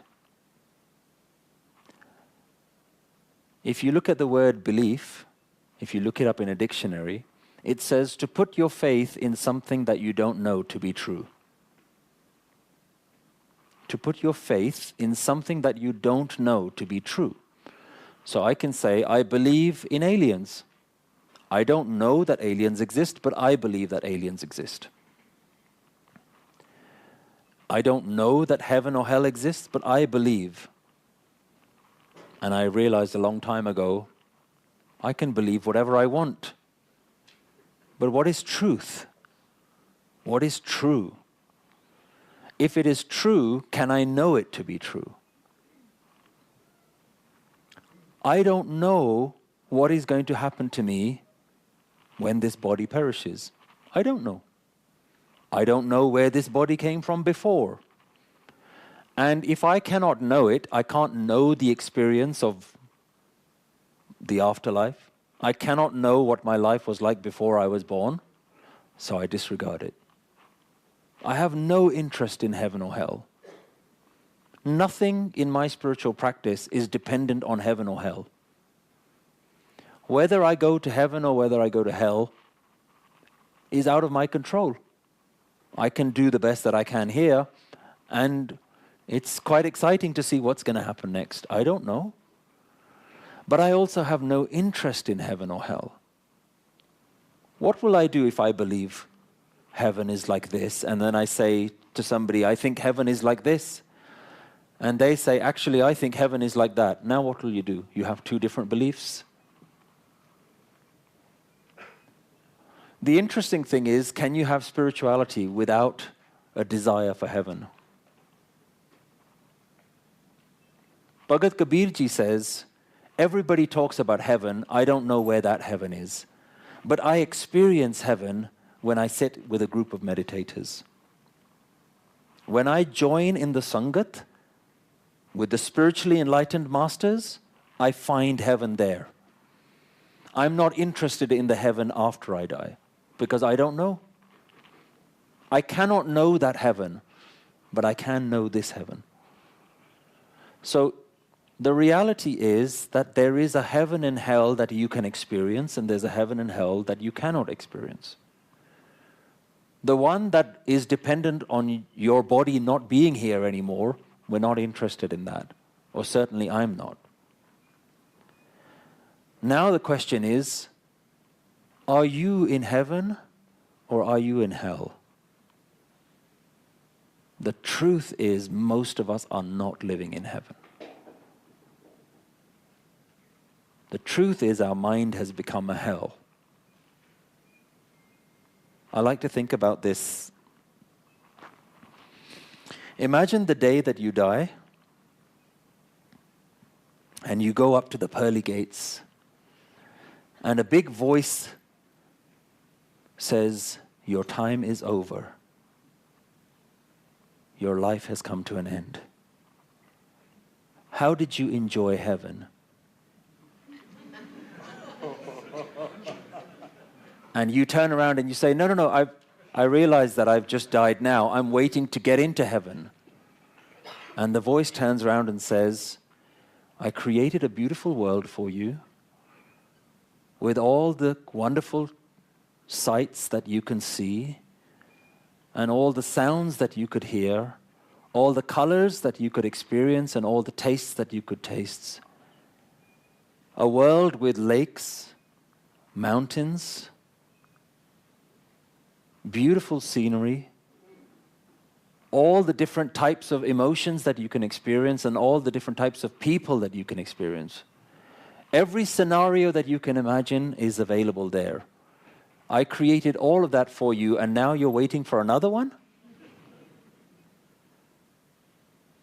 When I understood that this life has the potential to be heaven, then am I missing it by waiting for the next one? Or can I make this world into a heaven? Hi. This is actually a collective questions from the questions I've already been asked. We've talked a lot about grief. We talked about leadership. We talked about the parent and child relationship. And when we talk about grief and someone passing away, in Punjabi we use a word pure ho gaye, which is in itself a beautiful word, right? Someone's complete. But we tend to use that normally for someone who's of a certain age, who's had a good life, you know, maybe in their 80s or above. But when someone is very young, potentially in their 30s, they pass away not fulfilling their duties as you would expect them to. And this is a very personal question. You know, my father died at age 36, and father was just a word. I wouldn't describe him as a dad who did anything. And what I'm finding in my life is that I'm just, at this age, now I'm 39, I'm struggling to deal with that grief, that hole that's left in my life, and it's impacting my relationships because I'm trying to grieve for somebody who didn't show me any love, who I have no feelings towards, well, not positive ones, in fact, anyway. How do you deal with that sort of grief where that love never existed, but you know as a father he had a duty towards myself and potentially my mother? And I just wonder what your thoughts are on that. Thank you. It's interesting that you say that even though he wasn't my father, he was my father, I wouldn't call him a dad. There is a story that is going on in your mind. And the story says, I should have had a proper dad. That's what you're grieving. I should have. Everybody else gets one. Why didn't I? As long as you continue that story, you will grieve. And it's really as simple as that. The event has happened. The question you want to ask yourself is, how long do I want to carry the pain?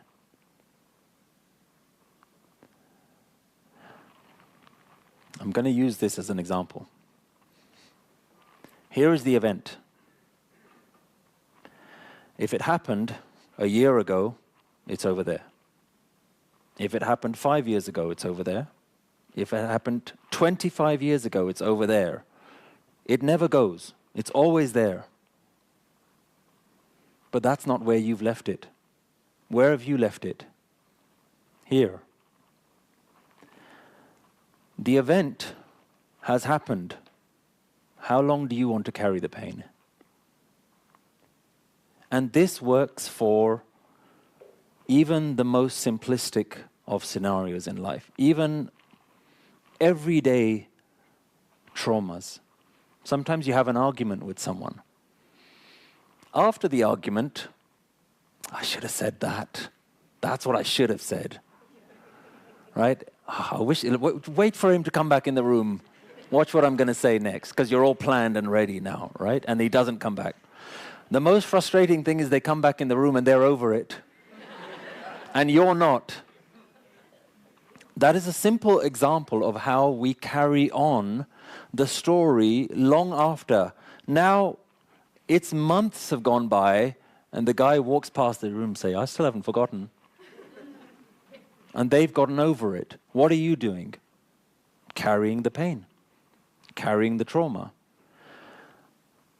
There's a question that I've learned to ask myself, and even till today, I still use this simple question. And I ask myself, whenever I'm feeling down, whenever I'm feeling negative, hey, Satpal, are you enjoying this emotion? And it's a little bit of a kick on the backside. And I realize straight away, no, I don't want to be the cause of my own grief. And a simple question like, are you having a good time? Are you enjoying this right now? And it drops. And I'm like, oh, I'm free from it. So that's the simple way for you to deal with it. How long do you want to carry on? first of all, thank you for your message on oneness. 2 years ago, until 2 years ago, I didn't even realize that Gurbani was talking about oneness, and your lectures really helped me. My question is this: when somebody's worshipping God, is it human worshipping God or universe worshipping universe? You already know the answer to that one. No, it's If you've listened to my lectures on oneness, you know the answer to that one. Yeah.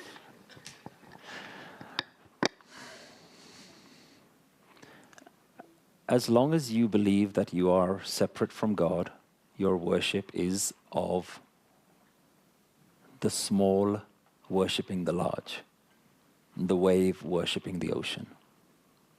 And that's fine.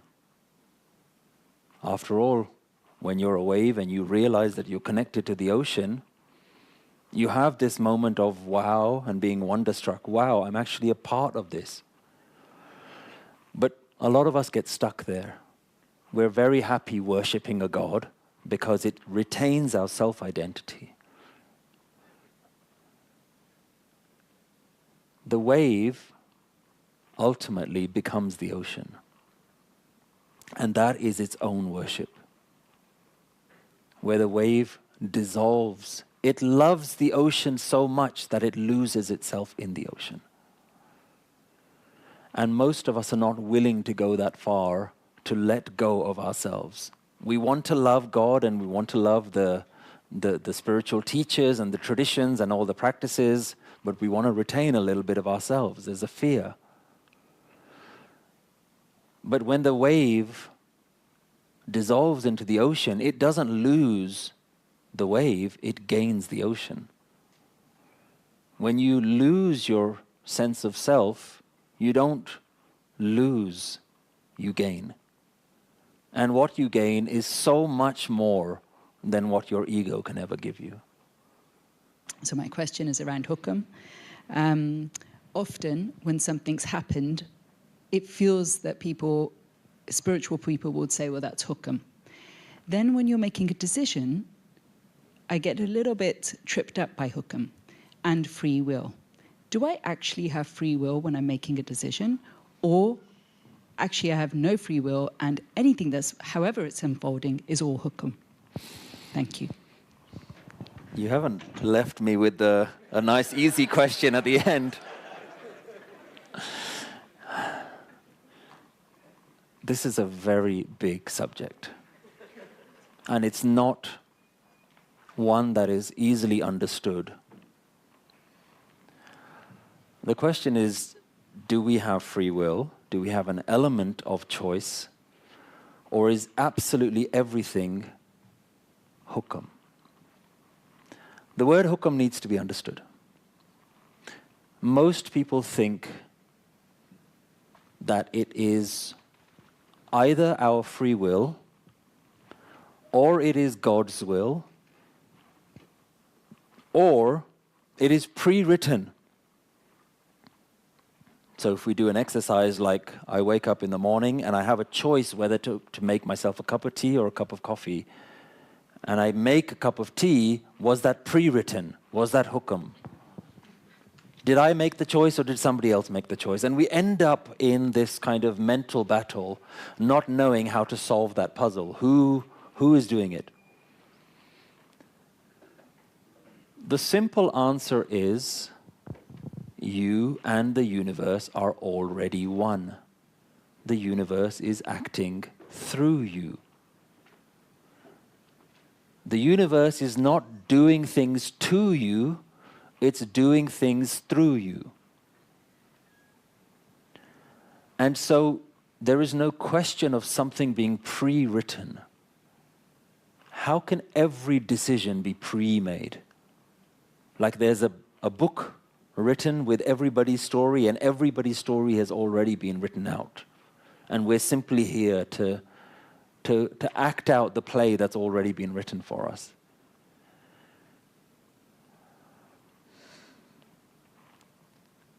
But you will not know this until you begin to experience who you are. If you believe yourself to be the individual, then believe in your own free will and make good choices. Make the right choices. Make the choices that serve your highest purpose. The reality is that eventually you will come to realize that there is no free will. In the same way that we can very easily demonstrate that there is no free thoughts. You have no ability to create your own thoughts. Thoughts are simply like fireworks, they appear. If you have the ability to choose, then the question is, what is your next thought? And it's very easy to demonstrate that you have no idea what your next thought is going to be. Thoughts appear. Decisions appear. The problem is not, did I make the decision of my own free will? The problem is, can I be happy with every decision that's been made? Most of the time, we then go back and look at those decisions and say, why did I do it? I shouldn't have done this, I shouldn't have done that. That should have happened, that shouldn't have happened to me. The reality is, at that moment in time, that was the thought that occurred. That was the decision that presented itself based on all the knowledge that you had gathered up till that point. That was the decision that came out. Can you now live with that decision? And when a new opportunity arises to create a new thought, can you be comfortable that everything that has led you to that moment will bring the only answer it can bring? The truth is, if you relive the same decision 500 times, you will have made the same choice those same 500 times. Because you know nothing more. All you know is everything that you've experienced up till that moment. The only choice that can occur at that moment is the one that's going to occur at that moment. The same decision 5 minutes later might come up with a different answer, but that's not the same one. That's a different choice. So you have to now trust in whatever the universe is going to do. But that doesn't mean that we don't learn from our previous choices. The previous thoughts that came up may not serve your highest purpose, may not be the best for you. Otherwise, you could become completely lazy and say, well, I've got this addiction and I really want to give it up, but the thoughts, the addictive thoughts keep coming back and I keep just doing them. Then at what point do you actually step in and say, this is no longer serving me? The confusing answer is, even that choice will come when it is right for you. It's not a simple subject. But you start to, the simplest way to begin to deal with hukam is to have a moment of just taking a step back and saying, I trust the decision that's going to come. I trust that the universe is going to do whatever it's going to do. Not the right decision. Be very clear on this. I don't trust that the universe is going to do the right thing right now. The universe will do whatever the universe is going to do. The thought that's going to come is going to come. The decision that's going to come is going to be the only decision. I have no say in the matter.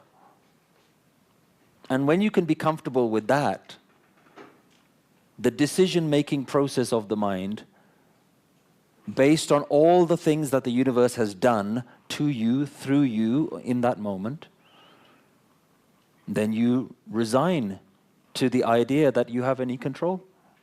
And you sit back and say, okay, mind, let's see what you're going to do next. ਅੱਜ ਅਸੀਂ ਸਿੱਖਾਂ ਦੇ 6ਵੇਂ ਗੁਰੂ ਸ਼੍ਰੀ ਗੁਰੂ ਹਰਗੋਬਿੰਦ ਸਾਹਿਬ ਜੀ ਦੀ life history ਦੱਸਣ ਜਾ ਰਹੇ ਹਾਂ। ਸੋ ਆਪ ਜੀ ਵੀਡੀਓ ਨੂੰ ਐਂਡ ਤੱਕ ਜ਼ਰੂਰ ਦੇਖੋ। ਵਾਹਿਗੁਰੂ ਵਾਹਿਗੁਰੂ ਵਾਹਿਗੁਰੂ। ਪੰਜ ਪਿਆਲੇ ਪੰਜ ਪੀਰ ਛਟਮ ਪੀਰ ਬੈਠਾ ਗੁਰ ਭਾਰੀ ਅਰਜਨ ਕਾਇਆ ਪਲਟ ਕੇ ਮੂਰਤ ਹਰਗੋਬਿੰਦ ਸਵਾਰੀ। ਸ਼੍ਰੀ ਗੁਰੂ ਹਰਗੋਬਿੰਦ ਸਾਹਿਬ ਜੀ ਦਾ ਜਨਮ 19 ਜੂਨ 1595 ਈਸਵੀ ਨੂੰ ਅੰਮ੍ਰਿਤਸਰ ਤੋਂ 10 ਕਿਲੋਮੀਟਰ ਦੂਰ ਵਡਾਲੀ ਪਿੰਡ ਵਿੱਚ ਸਿੱਖਾਂ ਦੇ 5ਵੇਂ ਗੁਰੂ ਸ਼੍ਰੀ ਗੁਰੂ ਅਰਜਨ ਦੇਵ ਜੀ ਅਤੇ ਮਾਤਾ ਗੰਗਾ ਜੀ ਦੇ ਘਰ ਵਿਖੇ ਹੋਇਆ। ਕਿਹਾ ਜਾਂਦਾ ਹੈ ਕਿ ਗੁਰੂ ਅਰਜਨ ਦੇਵ ਜੀ ਦੇ ਵਿਆਹ ਦੇ ਬਹੁਤ ਸਾਲਾਂ ਤੱਕ ਸੰਤਾਨ ਨਾ ਹੋਣ ਕਰਕੇ ਮਾਤਾ ਗੰਗਾ ਜੀ ਉਦਾਸ ਰਹਿਣ ਲੱਗ ਪਈ, ਜਿਨ੍ਹਾਂ ਨੂੰ ਵੇਖ ਕੇ ਗੁਰੂ ਅਰਜਨ ਦੇਵ ਜੀ ਨੇ ਮਾਤਾ ਗੰਗਾ ਜੀ ਨੂੰ ਬਾਬਾ ਬੁੱਢਾ ਜੀ ਦੇ ਕੋਲ ਸੰਤਾਨ ਪ੍ਰਾਪਤੀ ਦਾ ਵਰ ਮੰਗਣ ਲਈ ਭੇਜਿਆ। ਅਸਲ ਵਿੱਚ ਬਾਬਾ ਬੁੱਢਾ ਜੀ ਗੁਰੂ ਘਰ ਦੇ ਸੱਚੇ ਸੇਵਕ ਸਨ, ਜਿਨ੍ਹਾਂ ਨੇ ਸਿੱਖਾਂ ਦੇ ਪਹਿਲੇ ਗੁਰੂ ਸ਼੍ਰੀ ਨਾਨਕ ਦੇਵ ਜੀ ਤੋਂ ਲੈ ਕੇ 6ਵੀਂ ਪਾਤਸ਼ਾਹੀ ਸ਼੍ਰੀ ਗੁਰੂ ਹਰਗੋਬਿੰਦ ਸਾਹਿਬ ਜੀ ਦੀ ਸੱਚੇ ਮਨ ਨਾਲ ਨਿਸਵਾਰਥ ਸੇਵਾ ਨਿਭਾਈ। ਬਾਬਾ ਬੁੱਢਾ ਜੀ ਦੇ ਵਰਦਾਨ ਤੋਂ ਹੀ ਮਾਤਾ ਗੰਗਾ ਜੀ ਨੂੰ ਸ਼੍ਰੀ ਗੁਰੂ ਹਰਗੋਬਿੰਦ ਸਾਹਿਬ ਜੀ ਵਰਗਾ ਮਹਾਪ੍ਰਤਾਪੀ ਪੁੱਤਰ ਪ੍ਰਾਪਤ ਹੋਇਆ। ਜਿੱਥੇ ਬਾਲਕ ਹਰਗੋਬਿੰਦ ਸਾਹਿਬ ਜੀ ਦੇ ਜਨਮ ਦੀਆਂ ਬਹੁਤ ਖੁਸ਼ੀਆਂ ਮਨਾਈ ਜਾ ਰਹੀਆਂ ਸਨ, ਉੱਥੇ ਦੂਜੇ ਪਾਸੇ ਗੁਰੂ ਅਰਜਨ ਦੇਵ ਜੀ ਦੇ ਵੱਡੇ ਭਰਾ ਭਾਈ ਪ੍ਰਿਥੀ ਚੰਦ ਅਤੇ ਉਹਨਾਂ ਦੀ ਪਤਨੀ ਕਰਮੂ ਨੂੰ ਇਸ ਖਬਰ ਨਾਲ ਵੱਡਾ ਝਟਕਾ ਲੱਗਿਆ, ਕਿਉਂਕਿ ਉਹਨਾਂ ਨੂੰ ਲੱਗਦਾ ਸੀ ਕਿ ਗੁਰੂ ਅਰਜਨ ਦੇਵ ਜੀ ਦੇ ਘਰ ਤਾਂ ਕਦੀ ਸੰਤਾਨ ਨਹੀਂ ਹੋਣੀ, ਬਲਕਿ ਭਵਿੱਖ ਵਿੱਚ ਤਾਂ ਉਹਨਾਂ ਦੇ ਪੁੱਤਰ ਮਿਹਰਬਾਨ ਨੂੰ ਹੀ ਗੱਦੀ ਪ੍ਰਾਪਤ ਹੋਵੇਗੀ। ਇਸ ਕਰਕੇ ਈਰਖਾਵਸ਼ ਪ੍ਰਿਥੀ ਚੰਦ ਨੇ ਬਾਲਕ ਹਰਗੋਬਿੰਦ ਸਾਹਿਬ ਜੀ ਨੂੰ ਜਾਨ ਤੋਂ ਮਾਰਨ ਦੀਆਂ ਅਸਫਲ ਕੋਸ਼ਿਸ਼ਾਂ ਕੀਤੀਆਂ। ਇੱਕ ਵਾਰੀ ਤਾਂ ਪ੍ਰਿਥੀ ਚੰਦ ਨੇ ਬਾਲਕ ਹਰਗੋਬਿੰਦ ਸਾਹਿਬ ਨੂੰ ਦੁੱਧ ਵਿੱਚ ਜ਼ਹਿਰ ਮਿਲਾ ਕੇ ਪਿਲਾਉਣ ਦੀ ਕੋਸ਼ਿਸ਼ ਕੀਤੀ। ਦੂਜੀ ਵਾਰ ਉਸਨੇ ਜ਼ਹਿਰੀਲਾ ਸੱਪ ਛੱਡ ਦਿੱਤਾ, ਪਰੰਤੂ ਇਹ ਸਾਰੀਆਂ ਸਾਜ਼ਿਸ਼ਾਂ ਨਾਕਾਮ ਹੋ ਗਈਆਂ।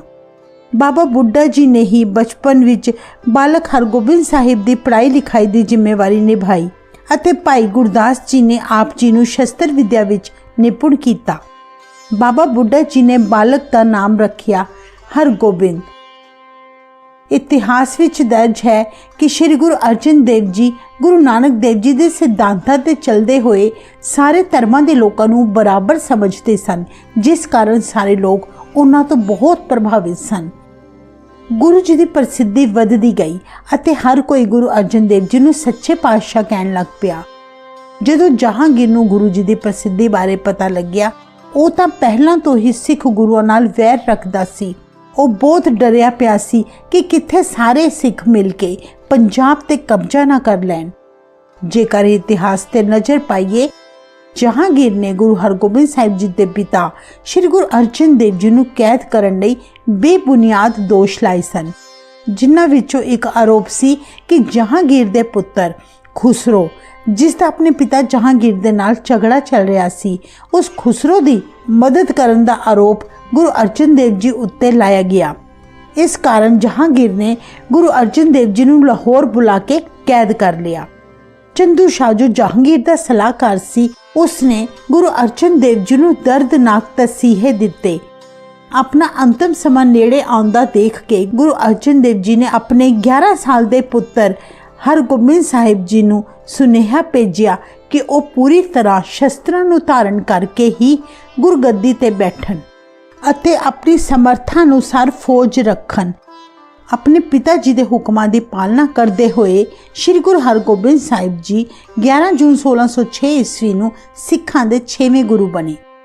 ਆਪ ਜੀ 1606 ਈਸਵੀ ਤੋਂ 1644 ਈਸਵੀ ਤੱਕ ਗੁਰਗੱਦੀ ਤੇ ਵਿਰਾਜਮਾਨ ਰਹੇ। ਗੁਰਗੱਦੀ ਦੇ ਬੈਠਦਿਆਂ ਹੀ ਆਪ ਜੀ ਨੇ ਦ੍ਰਿੜ ਸੰਕਲਪ ਕਰ ਲਿਆ ਕਿ ਲੋਕਾਂ ਨੂੰ ਆਪਣੇ ਧਰਮ ਦੀ ਰਾਖੀ ਲਈ ਹਥਿਆਰ ਚੁੱਕਣੇ ਪੈਣਗੇ ਅਤੇ ਅਸਤਰ ਸ਼ਸਤਰ ਧਾਰਨ ਕਰਨ ਦੀ ਆਪ ਜੀ ਨੇ ਨਵੀਂ ਰੀਤ ਚਲਾਈ, ਜਿਸ ਦੇ ਅਨੁਸਾਰ ਆਪ ਜੀ ਨੇ 2 ਤਲਵਾਰਾਂ ਮੀਰੀ ਅਤੇ ਪੀਰੀ ਧਾਰਨ ਕੀਤੀਆਂ। ਮੀਰੀ ਦੀ ਤਲਵਾਰ ਰਾਜਨੀਤਿਕ ਸ਼ਕਤੀ ਦਾ ਪ੍ਰਤੀਕ ਸੀ ਅਤੇ ਪੀਰੀ ਦੀ ਤਲਵਾਰ ਅਧਿਆਤਮਿਕਤਾ ਤੇ ਭਗਤੀ ਦਾ ਪ੍ਰਤੀਕ ਸੀ। ਆਪ ਜੀ ਨੇ ਹਰਮੰਦਰ ਸਾਹਿਬ ਵਿਖੇ ਅਕਾਲ ਤਖਤ ਵੀ ਬਣਵਾਇਆ, ਜਿੱਥੇ ਆਪ ਜੀ ਸਿੱਖਾਂ ਨਾਲ ਅਹਿਮ ਫੈਸਲੇ ਲਿਆ ਕਰਦੇ ਸਨ ਅਤੇ ਆਪਣੇ ਸਿੱਖਾਂ ਨੂੰ ਫੌਜੀ ਟ੍ਰੇਨਿੰਗ ਵੀ ਦਿੰਦੇ ਸੀ। ਇਸ ਤਰ੍ਹਾਂ ਸਿੱਖ ਧਰਮ ਨੂੰ ਇੱਕ ਲੜਾਕੂ ਜਥੇਬੰਦੀ ਵਿੱਚ ਬਦਲਣ ਦੀ ਆਪ ਜੀ ਵੱਲੋਂ ਪਹਿਲ ਕੀਤੀ ਗਈ। ਆਪ ਜੀ ਸਿੱਖਾਂ ਨੂੰ ਇੱਕ ਪਾਸੇ 5 ਗੁਰੂਆਂ ਦੀ ਸਿੱਖਿਆਵਾਂ ਅਨੁਸਾਰ ਸਤਨਾਮ ਦਾ ਜਾਪ ਕਰਵਾਇਆ ਕਰਦੇ, ਦੂਜੇ ਪਾਸੇ ਮੁਗਲਾਂ ਦੇ ਜ਼ੁਲਮਾਂ ਵਿਰੁੱਧ ਹਥਿਆਰ ਵੀ ਚੁੱਕਣ ਦਾ ਹੁਕਮ ਦਿੰਦੇ। ਆਪ ਜੀ ਨੇ ਸੰਗਤਾਂ ਨਾਲ ਇੱਕ ਵਚਨ ਕੀਤਾ ਸੀ ਕਿ ਜਿੱਥੇ ਮਜਲੂਮ ਦੁਖੀਆਂ ਵਾਸਤੇ ਦੇਗ ਹੋਵੇਗੀ, ਯਾਨੀ ਲੰਗਰ ਚਲਾਏ ਜਾਣਗੇ, ਉੱਥੇ ਹੀ ਜ਼ੁਲਮੀ ਅਤੇ ਪਾਪੀਆਂ ਨੂੰ ਖਤਮ ਕਰਨ ਲਈ तेग यानी तलवार भी होवेगी। अपनी संगत विच आप जी ने हुक्म दिता कि हुण तो दसवंध वजों अपनी सेवा दे तौर ते तन दौलत देण दी बजाए सिर्फ कोड़े अते हथियार ही भेटा कीते जाण।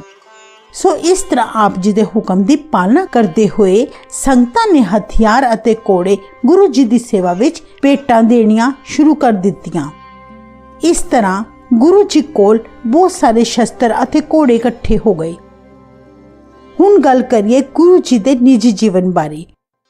आप जी दे 3 विआह हुए सन।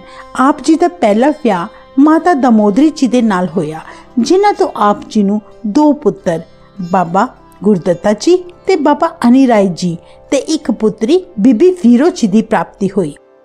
दूजी पत्नी माता मरवाही जी सन, जिन्हां तो 2 पुत्तर बाबा सूरजमल अते बाबा अटल राय जी दी प्राप्ति हुई। तीजा विआह माता नानकी जी दे नाल होया सी, जिन्हां तो आप जी नूं गुरु तेग बहादुर जी दी प्राप्ति हुई, जो बाद विच सिखां दे 9वें गुरु बने। गृहस्थ जीवन दा पालन करते हुए आप जी वध तो वध समा भगती विच बितांदे। समाधि तो उठ के हर रोज श्री हरमंदर साहिब दर्शनां लई जाया करदे, जिथे संगतां नूं धार्मिक उपदेश दिंदे। शाम नूं रहरास दा पाठ करन उपरांत दीवान दी समाप्ति तो बाद आप जी अपने महल आ जांदे। ऐसी आप जी दी रोज दी रूटीन। इतिहास विच दर्ज है, एक वारी चंदू आप जी दे कोल अपनी कुड़ी दा रिश्ता लेके आया, जो कि पहले भी एक वारी आप जी दे पिता गुरु अर्जन देव जी कोल यही प्रस्ताव लेके आया सी। कहा जाता है कि गुरु अर्जन देव जी दे पुत्र गुरु हरगोबिंद साहिब जी ने भी चंदू की पेशकश नूं ठुकरा दिता, यह कहंदियां होया कि वह अपने पिता के कातलां नाल कोई संबंध नहीं रखना चाहता। दूजी बार हुए इनकार तो चंदू बहुत गुस्से विच आ गया। उन्हें दिल्ली जाके जहांगीर नूं भड़कांदियां होया कहा कि जहां पना गुरु अर्जन देव जी की गद्दी ते जो उसका पुत्र बैठा है, उसने ढेर सारी फौज रख ली है, अपने बैठन लई एक तख्त भी रचा लिया है, बादशाह वांग कलगी लगांदा है अते शस्त्र धारण करता है। उसने अपनी फौज तैयार की हुई है। जेकर हुण उसनूं रोकिया ना गया तो किसी भी दिन तुहाडे विरुद्ध खड़ा हो जाएगा। चंदू द्वारा उकसाए जानते जहांगीर ने अपने 2 सेवकां नूं गुरु हरगोबिंद साहिब जी नूं सत्कार सहित लियाउण लई अमृतसर भेजिया। गुरु जी अपने माता जी ते बाबा बुड्ढा जी दी आग्या लेके 5 सेवादारां नाल दिल्ली जहांगीर कोल पुज गए। जहांगीर ने आप जी नूं आदर नाल सोहणे आसन ते बैठण लई कहा अते पुछण लगा, हे पीर जी, साडे देश विच हिंदू ते मुस्लिम 2 धर्म हन। दोवें धर्म वखरे वखरे कर्म करते हन। हिंदू राम ते मुस्लिम अल्लाह कहंदे हन। दोवें अपने अपने धर्म नूं चंगा कहंदे हन। किरपा करके दसो केड़ा धर्म चंगा है। गुरु जी ने कहा, सुनो जहांगीर, धर्म वही चंगा है जो चंगे काम करांदा है, बंदगी करवांदा है अते किसी नूं दुखी नहीं करता। अजिहे शब्द सुन के जहांगीर गुरु जी तो बहुत खुश होया। उसने 1000 रुपया गुरु जी नूं भेटा करके मत्था टेकिया। आप जी ने उसे वेले वो सारा धन गरीबां विच वंड दिता। कहा जाता है कि एक बार जहांगीर ने गुरु जी नूं अपने नाल शिकार ते जाण दी पेशकश की। गुरु जी उस दी गल मन के शिकार खेडन चल पे। जंगल विच एक शेर ने अचानक राजे ते हमला बोल दिता। शेर की जोरदार ललकार सुन के सारे सिपाही डर के सहम गए। राजे दे सेवक शेर दा मुकाबला करने की हिम्मत ना जुटा पाए। फिर राजे ने गुरु जी अगे बेनती की, हे गुरु जी, मैनू इस शेर तो बचा लवो। गुरु जी ने उसी वेले शेर नूं मार गिराया ते राजे दी जान बचा लई। राजा गुरु जी दी हिम्मत ते दिलेरी वेख के बड़ा हैरान होया, नाले शुक्रिया अदा किया। उन्हां दा आपस विच वधदा मेल जोल देख के चंदू अग बबूला हो गया। सोचन लगा कि इन्हां दी दोस्ती किद्दां तोड़ी जा सके। एक बारी जहांगीर बहुत बीमार हो गया। बड़ा इलाज करवाने बावजूद भी राजा दा बुखार ठीक ना होया। चंदू ने एक ज्योतिष नूं बुला के 500 ਰੁਪਏ ਦੇ ਕੇ ਉਸਨੂੰ ਸਿਖਾ ਦਿੱਤਾ ਕਿ ਤੁਸੀਂ ਰਾਜੇ ਨੂੰ ਕਹਿ ਦਿਓ ਕਿ ਜੇਕਰ ਕੋਈ ਧਰਮਾਤਮਾ ਪੁਰਖ 40 ਦਿਨਾਂ ਤੱਕ ਗਵਾਲੀਅਰ ਦੇ ਕਿਲੇ ਵਿੱਚ ਇਕਾਂਤ ਸਥਾਨ ਤੇ ਬੈਠ ਕੇ ਰਾਜੇ ਦੀ ਚੰਗੀ ਸਿਹਤ ਲਈ ਅਰਦਾਸ ਕਰੇਗਾ ਤਾਂ ਹੀ ਇਹ ਬੁਖਾਰ ਠੀਕ ਹੋ ਸਕਦਾ ਹੈ। ਜੋਤਿਸ਼ ਦੇ ਮੁਖੋਂ ਇਹ ਗੱਲਾਂ ਸੁਣ ਕੇ ਰਾਜੇ ਨੇ ਆਪਣੇ ਸੇਵਾਦਾਰਾਂ ਨੂੰ ਕੋਈ ਇਸ ਤਰ੍ਹਾਂ ਦਾ ਧਰਮਾਤਮਾ ਪੁਰਖ ਲੱਭ ਕੇ ਲਿਆਉਣ ਨੂੰ ਕਿਹਾ। ਚੰਦੂ ਅੱਗੇ ਹੀ ਮੌਕਾ ਵੇਖ ਰਿਹਾ ਸੀ, ਝੱਟ ਬੋਲਿਆ, ਜਹਾਂ ਪਨਾਹ ਸ਼੍ਰੀ ਗੁਰੂ ਹਰਗੋਬਿੰਦ ਸਾਹਿਬ ਜੀ ਇਸ ਕੰਮ ਲਈ ਬਹੁਤ ਯੋਗ ਪੁਰਖ ਹਨ। ਜੇਕਰ ਉਹਨਾਂ ਅੱਗੇ ਬੇਨਤੀ ਕਰਕੇ ਉਹਨਾਂ ਨੂੰ ਹੀ 40 ਦਿਨ ਤੱਕ ਕਿਲੇ ਵਿੱਚ ਭੇਜ ਦਿਓ ਤਾਂ ਆਪ ਜੀ ਤੇ ਆਇਆ ਕਸ਼ਟ ਟਲ ਜਾਵੇਗਾ। ਰਾਜੇ ਨੇ ਚੰਦੂ ਦੀ ਗੱਲ ਸੁਣ ਕੇ ਇਹ ਸਾਰੀ ਗੱਲ ਗੁਰੂ ਜੀ ਦੇ ਨਾਲ ਕੀਤੀ। ਅੰਤਰਯਾਮੀ ਗੁਰੂ ਜੀ ਨੇ ਉਸ ਦੀ ਗੱਲ ਮੰਨ ਕੇ ਆਪਣੇ 5 ਸਿੱਖਾਂ ਨਾਲ ਗਵਾਲੀਅਰ ਦੇ ਕਿਲੇ ਵਿੱਚ ਚਲੇ ਗਏ। ਜਹਾਂਗੀਰ ਨੇ ਕਿਲੇ ਦੇ ਦਰੋਗਾ ਹਰੀਦਾਸ ਨੂੰ ਹੁਕਮ ਦਿੱਤਾ ਕਿ ਗੁਰੂ ਜੀ ਨੂੰ ਕਿਸੇ ਕਿਸਮ ਦੀ ਮੁਸ਼ਕਿਲ ਨਹੀਂ ਹੋਣੀ ਚਾਹੀਦੀ। ਜਦੋਂ ਮਾਤਾ ਗੰਗਾ ਜੀ ਨੂੰ ਆਪਣੇ ਪੁੱਤਰ ਦੇ ਬਾਰੇ ਖਬਰ ਮਿਲੀ ਤਾਂ ਉਹਨਾਂ ਨੇ ਬਾਬਾ ਬੁੱਢਾ ਜੀ ਨੂੰ ਆਪ ਜੀ ਦਾ ਹਾਲ ਪਤਾ ਕਰਨ ਲਈ ਕਿਲੇ ਵਿੱਚ ਭੇਜਿਆ। ਸਿੱਖ ਸੰਗਤਾਂ ਵੀ ਬਾਬਾ ਬੁੱਢਾ ਜੀ ਦੇ ਨਾਲ ਗੁਰੂ ਜੀ ਦੇ ਦਰਸ਼ਨ ਕਰਨ ਲਈ ਗਵਾਲੀਅਰ ਦੇ ਕਿਲੇ ਵਿੱਚ ਆ ਪੁੱਜੀਆਂ। ਕਿਲੇ ਦੇ ਅੰਦਰ ਜਾਣ ਦੀ ਇਜਾਜ਼ਤ ਨਾ ਮਿਲਣ ਕਰਕੇ ਉਹਨਾਂ ਸਾਰਿਆਂ ਨੇ ਦੁਆਰ ਤੇ ਹੀ ਮੱਥਾ ਟੇਕ ਕੇ ਆਪਣੇ ਮਨ ਨੂੰ ਖੁਸ਼ ਕਰ ਲਿਆ। ਇਤਿਹਾਸ ਵਿੱਚ ਦਰਜ ਹੈ ਕਿ 40 ਦਿਨ ਹੋਣ ਤੋਂ ਬਾਅਦ ਵੀ ਜਦੋਂ ਗੁਰੂ ਜੀ ਨੂੰ ਜਹਾਂਗੀਰ ਨੇ ਰਿਹਾ ਨਹੀਂ ਕੀਤਾ ਤਾਂ ਸੰਗਤਾਂ ਆਪਣੇ ਗੁਰੂ ਜੀ ਦਾ ਬੇਸਬਰੀ ਨਾਲ ਇੰਤਜ਼ਾਰ ਕਰਨ ਲੱਗੀ। ਦੂਜੀ ਤਰਫ ਜਹਾਂਗੀਰ ਰੋਜ਼ ਰਾਤ ਵੇਲੇ ਡਰ ਦੇ ਮਾਰੇ ਉੱਠਣ ਲੱਗ ਪਿਆ। ਉਸ ਦੀ ਡਰ ਕਾਰਨ ਨੀਂਦਰ ਹੀ ਉੱਡ ਚੁੱਕੀ ਸੀ। ਤਾਂ ਉਸਨੇ ਇੱਕ ਸਿਆਣੇ ਪੀਰ ਜਲਾਲੁਦੀਨ ਤੋਂ ਆਪਣੀ ਇਸ ਡਰ ਦੀ ਵਜ੍ਹਾ ਪੁੱਛੀ। ਪੀਰ ਨੇ ਕਿਹਾ, ਤੁਸੀਂ ਕਿਸੇ ਰੱਬ ਦੇ ਪਿਆਰੇ ਨੂੰ ਬਹੁਤ ਦੁੱਖ ਦਿੱਤਾ ਹੈ ਜਿਸ ਦਾ ਫਲ ਤੁਹਾਨੂੰ ਇਸ ਤਰ੍ਹਾਂ ਮਿਲ ਰਿਹਾ ਹੈ। ਕੁਝ ਦਿਨ ਬਾਅਦ ਇੱਕ ਹੋਰ ਪੀਰ ਮੀਆਂ ਮੀਰ ਜੀ ਨੇ ਵੀ ਰਾਜੇ ਨੂੰ ਉਸ ਦੇ ਰੋਗ ਦਾ ਇਹੀ ਕਾਰਨ ਦੱਸਿਆ। ਸਗੋਂ ਉਸ ਪੀਰ ਨੇ ਤਾਂ ਚੰਦੂ ਦੀ ਸਾਰੀ ਕਰਤੂਤਾਂ ਵੀ ਦੱਸੀਆਂ ਕਿ ਕਿਸ ਤਰ੍ਹਾਂ ਉਹਨੇ ਗੁਰੂ ਹਰਗੋਬਿੰਦ ਸਾਹਿਬ ਜੀ ਦੇ ਪਿਤਾ ਸ਼੍ਰੀ ਗੁਰੂ ਅਰਜਨ ਦੇਵ ਜੀ ਨੂੰ ਤਸੀਹੇ ਦੇ ਕੇ ਸ਼ਹੀਦ ਕੀਤਾ ਸੀ। ਤੇ ਹੁਣ ਫਿਰ ਚੰਦੂ ਦੇ ਕਹਿਣ ਤੇ ਤੁਸੀਂ ਗੁਰੂ ਅਰਜਨ ਦੇਵ ਜੀ ਦੇ ਪੁੱਤਰ ਗੁਰੂ ਹਰਗੋਬਿੰਦ ਸਾਹਿਬ ਜੀ ਨੂੰ ਵੀ ਕੈਦ ਕਰ ਲਿਆ ਹੈ, ਜਿਸ ਦਾ ਫਲ ਬੜਾ ਹੀ ਅਸ਼ੁਭ ਹੋਣਾ ਹੈ। ਸਾਰੀਆਂ ਗੱਲਾਂ ਰਾਜੇ ਦੀ ਸਮਝ ਵਿੱਚ ਆ ਗਈਆਂ। ਰਾਜੇ ਨੇ ਉਸ ਵੇਲੇ ਗੁਰੂ ਹਰਗੋਬਿੰਦ ਸਾਹਿਬ ਜੀ ਨੂੰ ਕਿਲੇ ਤੋਂ ਰਿਹਾਈ ਦੇ ਆਦੇਸ਼ ਦੇ ਦਿੱਤੇ, ਪਰੰਤੂ ਗੁਰੂ ਜੀ ਨੇ ਰਿਹਾ ਹੋਣ ਤੋਂ ਮਨਾ ਕਰ ਦਿੱਤਾ। ਨਾਲੇ ਸ਼ਰਤ ਰੱਖੀ ਕਿ ਜਦੋਂ ਤੱਕ ਉਹ ਬੇਕਸੂਰ 52 ਰਾਜੇ ਜੋ ਕਿਲੇ ਵਿੱਚ ਕੈਦ ਹਨ ਉਹਨਾਂ ਨੂੰ ਨਾ ਛੱਡਿਆ ਗਿਆ, ਅਸੀਂ ਵੀ ਇਸ ਕੈਦ ਤੋਂ ਰਿਹਾ ਨਹੀਂ ਹੋਵਾਂਗੇ। ਰਾਜੇ ਨੇ ਗੁਰੂ ਜੀ ਦੀ ਗੱਲ ਮੰਨਦਿਆਂ ਹੋਇਆਂ ਕਿਹਾ ਕਿ ਠੀਕ ਹੈ, ਜਿੰਨੇ ਰਾਜੇ ਆਪ ਜੀ ਦਾ ਚੋਲਾ ਫੜ ਕੇ ਕੈਦ ਚੋਂ ਬਾਹਰ ਨਿਕਲ ਸਕਣਗੇ, ਬਸ ਓਨੇ ਹੀ ਰਾਜੇ ਅਸੀਂ ਰਿਹਾ ਕਰ ਸਕਦੇ ਹਾਂ। ਗੁਰੂ ਜੀ ਨੇ ਇੱਕ ਕਲਾ ਵਰਤੀ। ਆਪ ਜੀ ਨੇ 52 ਕਲੀਆਂ ਵਾਲਾ ਚੋਲਾ ਸਿਲਵਾ ਕੇ ਪਾ ਲਿਆ।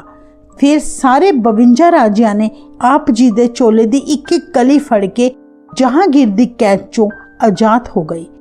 ਇਸ ਘਟਨਾ ਦੇ ਬਾਅਦ ਤੋਂ ਹੀ ਗੁਰੂ ਜੀ ਦਾ ਨਾਮ ਦਾਤਾ ਬੰਦੀ ਛੋੜ ਪੈ ਗਿਆ। ਜਦੋਂ ਗੁਰੂ ਜੀ ਜਹਾਂਗੀਰ ਦੇ ਮਹਿਲ ਪੁੱਜੇ, ਉਸ ਵੇਲੇ ਰਾਜੇ ਨੇ ਆਪ ਜੀ ਤੋਂ ਆਪਣੇ ਕੀਤੇ ਗੁਨਾਹਾਂ ਲਈ ਮਾਫੀ ਮੰਗੀ ਅਤੇ ਆਪ ਜੀ ਦੇ ਪਿਤਾ ਸ਼੍ਰੀ ਗੁਰੂ ਅਰਜਨ ਦੇਵ ਜੀ ਨੂੰ ਕੈਦ ਕਰਨ ਲਈ ਵੀ ਮਾਫੀ ਮੰਗੀ। ਇੱਥੇ ਇੱਕ ਗੱਲ ਸੋਚਣ ਵਾਲੀ ਹੈ ਕਿ ਰਾਜੇ ਨੇ ਗੁਰੂ ਅਰਜਨ ਦੇਵ ਜੀ ਨੂੰ ਕੈਦ ਕੀਤਾ ਸੀ, ਜੋ ਬਹੁਤ ਵੱਡਾ ਗੁਨਾਹ ਸੀ, ਪਰ ਚੰਦੂ ਨੇ ਗੁਰੂ ਜੀ ਨੂੰ ਬਹੁਤ ਤਸੀਹੇ ਦੇ ਕੇ ਆਪਣਾ ਵੈਰ ਕਮਾਇਆ ਸੀ, ਕਿਉਂਕਿ ਗੁਰੂ ਅਰਜਨ ਦੇਵ ਜੀ ਨੇ ਚੰਦੂ ਦੀ ਕੁੜੀ ਦਾ ਆਪਣੇ ਪੁੱਤਰ ਸ਼੍ਰੀ ਹਰਗੋਬਿੰਦ ਸਾਹਿਬ ਜੀ ਦੇ ਨਾਲ ਰਿਸ਼ਤਾ ਕਰਨ ਤੋਂ ਇਨਕਾਰ ਕਰ ਦਿੱਤਾ ਸੀ। ਇਸ ਤਰ੍ਹਾਂ ਰਾਜੇ ਨੇ ਫਿਰ ਚੰਦੂ ਨੂੰ ਗੁਰੂ ਹਰਗੋਬਿੰਦ ਸਾਹਿਬ ਜੀ ਦੇ ਹਵਾਲੇ ਕਰ ਦਿੱਤਾ ਅਤੇ ਕਹਿਣ ਲੱਗਾ, ਗੁਰੂ ਜੀ, ਇਹ ਤੁਹਾਡਾ ਦੋਸ਼ੀ ਹੈ। ਆਪ ਜੀ ਦੇ ਸਿੱਖਾਂ ਨੇ ਚੰਦੂ ਨੂੰ ਆਪਣੇ ਕਬਜ਼ੇ ਵਿੱਚ ਲੈ ਕੇ ਅੰਮ੍ਰਿਤਸਰ ਚੱਲ ਪਏ। ਆਪ ਜੀ ਦੇ ਕਾਫੀ ਸਮੇਂ ਬਾਅਦ ਘਰ ਵਾਪਸ ਆਉਣ ਦੀ ਖੁਸ਼ੀ ਵਿੱਚ ਦੀਪਮਾਲਾ ਕੀਤੀ ਗਈ।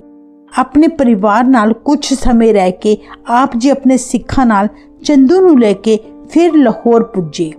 ਉੱਥੋਂ ਦੀ ਸੰਗਤਾਂ ਆਪ ਜੀ ਨੂੰ ਵੇਖ ਕੇ ਨਿਹਾਲ ਹੋ ਗਈਆਂ, ਪਰ ਆਪਣੇ ਗੁਰੂ ਅਰਜਨ ਦੇਵ ਜੀ ਦੇ ਅਪਰਾਧੀ ਚੰਦੂ ਨੂੰ ਵੇਖ ਕੇ ਬਹੁਤ ਗੁੱਸੇ ਵਿੱਚ ਆ ਗਈ। ਉਹਨਾਂ ਨੇ ਚੰਦੂ ਦਾ ਮੂੰਹ ਕਾਲਾ ਕਰਕੇ ਸਾਰੇ ਲਾਹੌਰ ਸ਼ਹਿਰ ਵਿੱਚ ਘੁਮਾਇਆ। ਕਿਹਾ ਜਾਂਦਾ ਹੈ ਕਿ ਜਦੋਂ ਚੰਦੂ ਉਸ ਪੱਠੀ ਵਾਲੇ ਦੇ ਅੱਗੋਂ ਲੰਘਿਆ ਤਾਂ ਉਸ ਪੜਪੂੰਜੇ ਨੇ ਚੰਦੂ ਨੂੰ ਗੁੱਸੇ ਨਾਲ ਫੜ ਕੇ ਕਿਹਾ ਕਿ ਉਸ ਵੇਲੇ ਮੈਨੂੰ ਬਹੁਤ ਵੱਡਾ ਪਾਪ ਕਰਵਾਉਣ ਲਈ ਮਜਬੂਰ ਕੀਤਾ ਗਿਆ ਸੀ ਤੇ ਮੇਰੇ ਹੱਥੋਂ ਤੂੰ ਗੁਰੂ ਅਰਜਨ ਦੇਵ ਜੀ ਦੇ ਕੇਸਾਂ ਵਿੱਚ ਗਰਮ-ਗਰਮ ਰੇਤ ਪਵਾਈ ਸੀ। ਇਹ ਕਹਿ ਕੇ ਉਸਨੇ ਚੰਦੂ ਦੇ ਸਿਰ ਵਿੱਚ ਜ਼ੋਰ ਦੀ ਕੜਛਾ ਮਾਰਿਆ, ਜਿਸ ਕਾਰਨ ਉਸਨੇ ਤੜਫਦੇ ਹੋਏ ਆਪਣੀ ਜਾਨ ਦੇ ਦਿੱਤੀ। 1627 ਈਸਵੀ ਵਿੱਚ ਜਹਾਂਗੀਰ ਦੀ ਮੌਤ ਤੋਂ ਬਾਅਦ ਉਸ ਦਾ ਪੁੱਤਰ ਸ਼ਾਹਜਹਾਂ ਦਿੱਲੀ ਦੇ ਤਖਤ ਤੇ ਬੈਠ ਗਿਆ।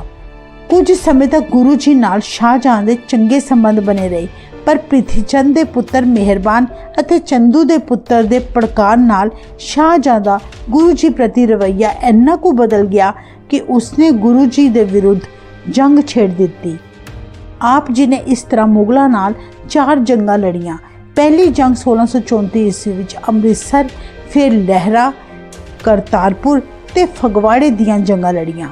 ਸੀਮਤ ਫੌਜ ਅਤੇ ਸਾਧਨਾਂ ਦੇ ਬਾਵਜੂਦ ਸਿੱਖਾਂ ਦੀ ਜਿੱਤ ਨੇ ਉਹਨਾਂ ਦੇ ਉਤਸ਼ਾਹ ਅਤੇ ਆਤਮ ਵਿਸ਼ਵਾਸ ਵਿੱਚ ਹੋਰ ਵਾਧਾ ਕੀਤਾ। ਇਸ ਕਾਰਨ ਆਪ ਜੀ ਦੀ ਮਹਾਨਤਾ ਦੂਰ ਦੂਰ ਤੱਕ ਫੈਲ ਗਈ ਅਤੇ ਬਹੁਤ ਸਾਰੇ ਲੋਕ ਆਪ ਜੀ ਦੇ ਸਿੱਖ ਬੰਦੇ ਚਲੇ ਗਏ। ਗੁਰੂ ਜੀ ਨੇ ਪਹਿਲੇ ਕਦੇ ਵੀ ਮੁਗਲਾਂ ਤੇ ਹਮਲਾ ਨਹੀਂ ਬੋਲਿਆ, ਬਲਕਿ ਜਦੋਂ ਮੁਗਲ ਗੁਰੂ ਜੀ ਤੇ ਹਮਲਾ ਬੋਲਦੇ ਸੀ ਤਾਂ ਉਹ ਡਟ ਕੇ ਜਵਾਬ ਦਿੰਦੇ ਸੀ। ਆਪ ਜੀ ਨੇ ਹੀ ਕਿਰਤਪੁਰ ਸ਼ਹਿਰ ਬਸਾਇਆ, ਜਿੱਥੇ ਆਪ ਜੀ ਨੇ ਆਪਣੇ ਪਰਿਵਾਰ ਨਾਲ 1634 ਈਸਵੀ ਤੋਂ 1644 ਈਸਵੀ ਤੱਕ ਦਾ ਸਮਾਂ ਬੜੀ ਸ਼ਾਂਤੀ ਨਾਲ ਬਿਤਾਇਆ। ਯੁੱਧ ਦੀ ਨੀਤੀ ਤਿਆਗ ਕੇ ਧਾਰਮਿਕ ਕੰਮਾਂ ਵਿੱਚ ਆਪਣਾ ਧਿਆਨ ਲਗਾਇਆ। ਆਪ ਜੀ ਦੇ ਵੱਡੇ ਪੁੱਤਰ ਬਾਬਾ ਗੁਰਦਿੱਤਾ ਜੀ ਨੇ ਧਰਮ ਦਾ ਪ੍ਰਚਾਰ ਕਰਨ ਵਿੱਚ ਆਪ ਜੀ ਦੀ ਬੜੀ ਮਦਦ ਕੀਤੀ, ਪਰ 24 ਸਾਲਾਂ ਦੀ ਉਮਰ ਵਿੱਚ ਹੀ ਆਪ ਜੀ ਦੇ ਪੁੱਤਰ ਬਾਬਾ ਗੁਰਦਿੱਤਾ ਜੀ ਜੋਤੀ ਜੋਤ ਸਮਾ ਗਏ। ਬਾਬਾ ਗੁਰਦਿੱਤਾ ਜੀ ਦੇ ਛੋਟੇ ਪੁੱਤਰ ਬਾਬਾ ਹਰ ਰਾਏ ਜੀ ਨੂੰ ਗੁਰੂ ਹਰਗੋਬਿੰਦ ਸਾਹਿਬ ਜੀ ਨੇ ਸਿੱਖਾਂ ਦਾ 7ਵਾਂ ਗੁਰੂ ਬਣਾ ਦਿੱਤਾ। ਆਪਣਾ ਆਖਰੀ ਸਮਾਂ ਦੇਖ ਕੇ ਗੁਰੂ ਹਰਗੋਬਿੰਦ ਸਾਹਿਬ ਜੀ ਨੇ ਸੰਗਤਾਂ ਨਾਲ ਵਚਨ ਕੀਤਾ ਕਿ ਅੱਜ ਤੋਂ ਤੁਸੀਂ ਸਾਡੇ ਪੋਤਰੇ ਗੁਰੂ ਹਰ ਰਾਏ ਜੀ ਨੂੰ ਸਾਡਾ ਹੀ ਰੂਪ ਸਮਝਣਾ।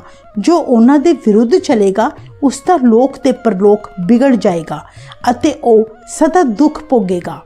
ਸਾਰਿਆਂ ਨੇ ਬਾਣੀ ਪੜ੍ਹਨੀ ਹੈ, ਸਤਨਾਮ ਦਾ ਜਾਪ ਕਰਨਾ ਹੈ ਅਤੇ ਸਾਡੇ ਜਾਨ ਦਾ ਕਿਸੇ ਨੇ ਕੋਈ ਸ਼ੌਕ ਨਹੀਂ ਕਰਨਾ। ਇਸ ਸੰਸਾਰ ਵਿੱਚ ਰੱਬ ਦੇ ਨਾਮ ਤੋਂ ਇਲਾਵਾ ਸਭ ਕੁਝ ਨਾਸ਼ਵਾਨ ਹੈ।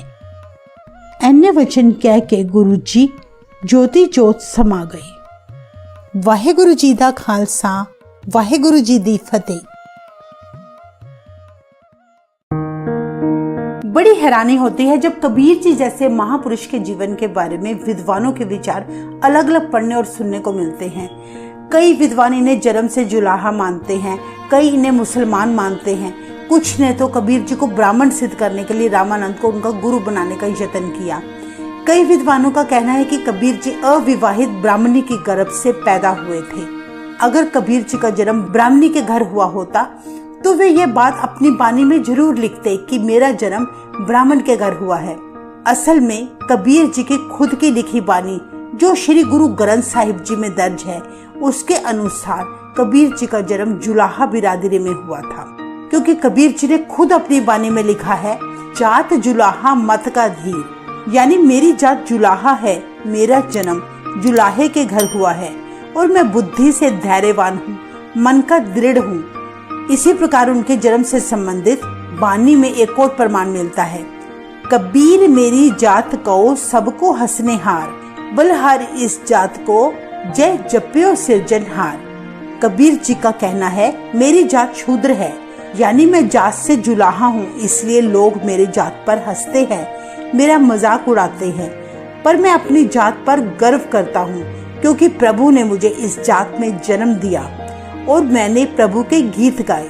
अब वो प्रभु मेरे रोम रोम में समा गया है। इन सभी बातों से यही सिद्ध होता है कि कबीर जी का जन्म बनारस में सन 1398 में पूर्णिमा के दिन नीरो और नीमा नामक जुलाहा दंपति के घर हुआ। कहते हैं कि बालक के दर्शन करके दाई दंग रह गई थी। उसकी हैरानी का कारण था कि बालक के चेहरे पर एक अलग ही नूर था।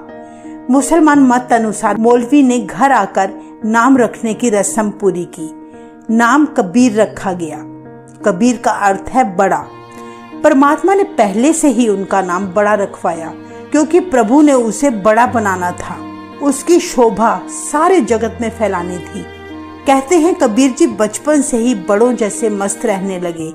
उनके जो भी दर्शन करता वो निहाल ही हो जाता। जो भी स्त्री उन्हें उठाकर गोद में खिलाती, उसके मन की सारी मुरादें पूरी हो जाया करती। कबीर जी के जन्म समय को भक्ति का समय कहा गया है। उस समय भारत में भक्ति लहर जोरों पर थी।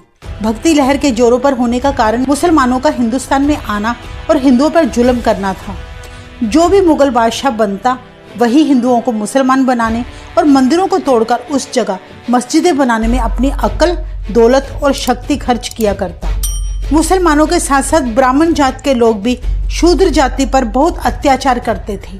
शूद्रों के लिए मंदिरों में जाना मना था। जब कबीर जी 2.5 साल के हुए तो वे हर समय राम राम बोलते रहते थे। मुसलमानी हुकूमत से डरती हुई माता नीमा अपने पुत्र को रोकते हुए कहती, बेटा तू राम राम ना कहा कर, हम तो मुसलमान हैं, हमें तो केवल अल्लाह खुदा कहना है। पर कबीर जी माता की एक ना सुनते। कहते हैं कि एक बार जब कबीर जी अपने दोस्तों के साथ खेल रहे थे तो कबीर जी का दोस्त रहीम सख्त बीमार हो गया। उसके बचने की कोई आस ना बची।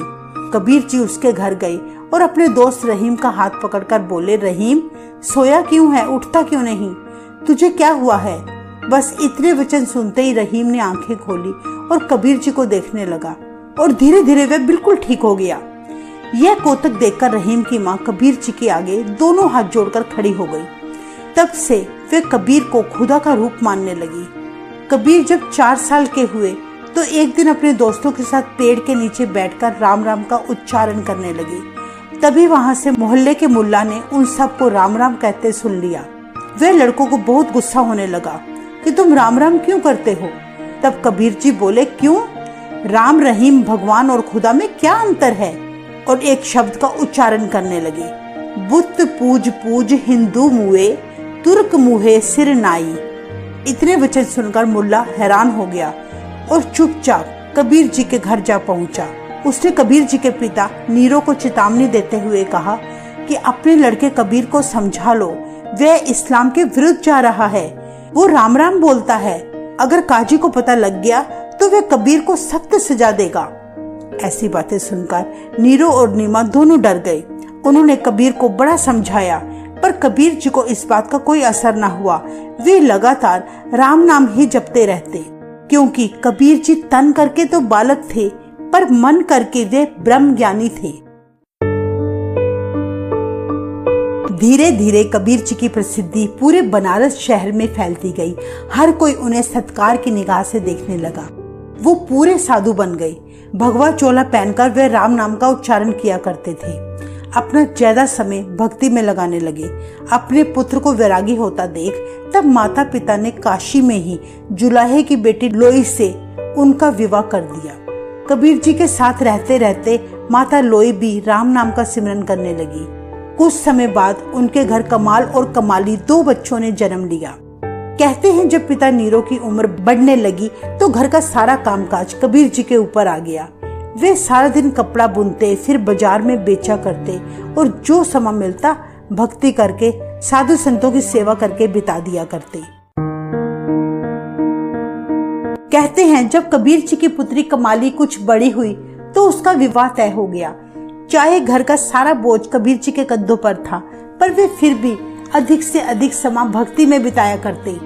पड़ोसी उन्हें देखकर बातें किया करते कि कबीर तो सारा दिन भक्ति में लीन रहता है, इसे अपनी पुत्री के विवाह की कोई चिंता नहीं, पता नहीं बरातियों का स्वागत भी करेगा या नहीं। लोगों ने लड़के वालों के कानों में भी ये खबर पहुंचा दी कि कबीर जी ने तो अभी तक विवाह की तैयारी भी शुरू नहीं की।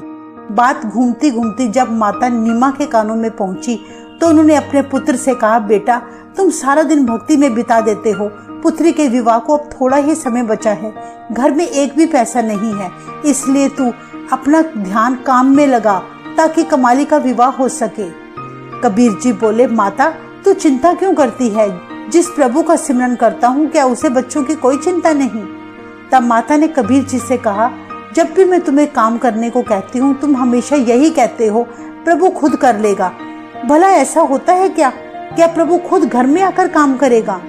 माता ने उसी पल कबीर जी के हाथों खद्दर का एक थान पकड़ाया और कहा, इस थान को बाजार में बेचकर जो पैसे तुम्हें मिलेंगे उन पैसों से अपने और बच्चों के लिए कुछ कपड़े खरीद लाओ। कबीर जी माता के कहने पर उसी पल बाजार चल पड़े। अभी कुछ ही दूर गए थे कि उनकी मुलाकात एक साधु से हुई। उसे कपड़े की बहुत जरूरत थी।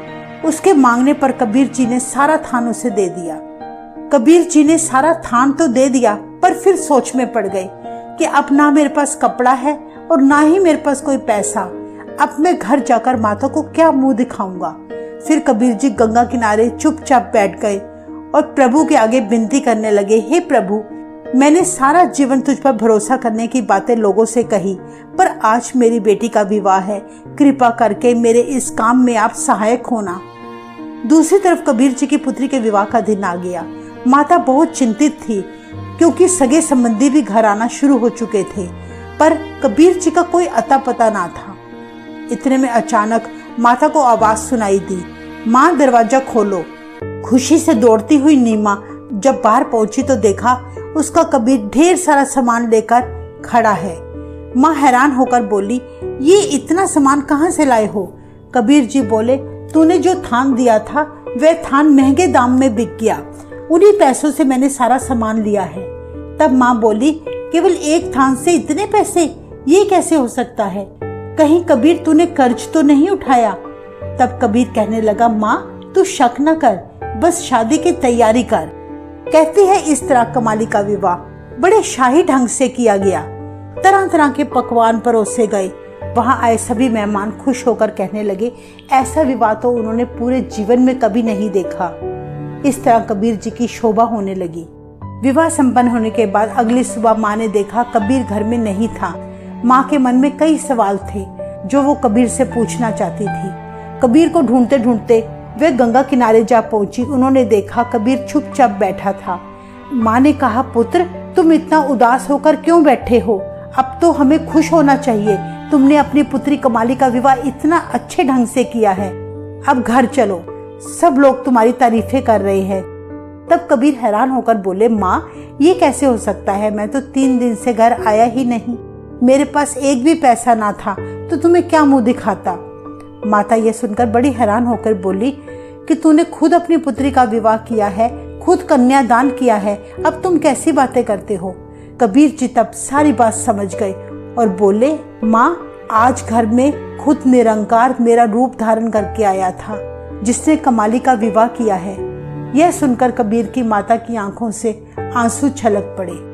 कबीर जी की इस साखी से यह पता चलता है कि प्रभु को जो विश्वास करके याद करता है, प्रभु खुद अंग संग सहाय होकर अपने सेवकों के काम करने आता है।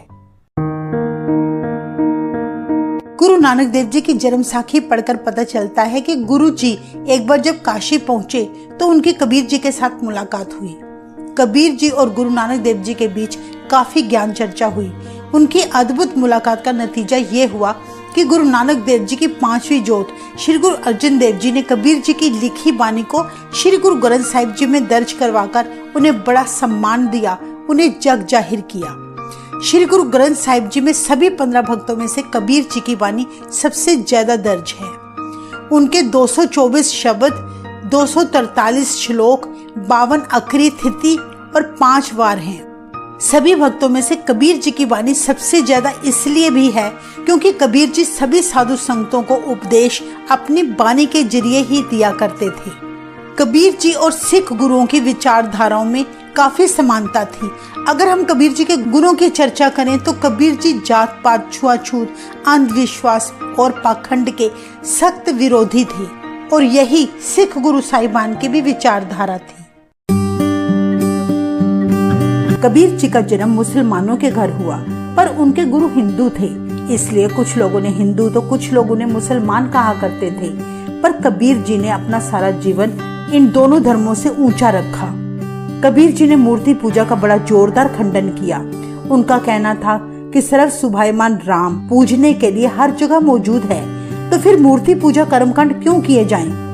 वे अक्सर कहते थे, पूजो राम एक ही देवा। वो ईश्वर को सर्वव्यापक मानते थे और इस कारण न केवल मूर्ति पूजा का ही खंडन किया बल्कि देवी देवताओं की पूजा का भी विरोध किया। उनका मानना था कि लेखा अगर सीधा शाह के साथ हो तो दलाल क्यों ढूंढे जाएं, जिसका अर्थ है अगर हमारी पहुंच सीधा प्रभु तक हो तो हमें बिचौलियों की क्या जरूरत। कहते हैं कबीर जी ने सारी उम्र बनारस में बिताई, पर अपना अंतिम समय आता देख वे मगहर की धरती पर चले गए। कबीर जी ने यह धरती इसलिए चुनी क्योंकि उस समय लोगों का मानना था कि जो इंसान मगहर की धरती पर मरता है उसे गधे का जन्म मिलता है और उसकी मुक्ति नहीं होती। कबीर दास जी ने इसी विचारधारा का खंडन करने के लिए ही अपना आखिरी समय मगहर में बिताया, जहां उन्होंने 120 वर्ष की आयु होने पर सन 1518 में आखिरी सांस ली। कबीर दास जी की शख्सियत इतनी महान और पवित्र है कि उनके जीवन के एक एक पल को बताना हमारे लिए नामुमकिन है।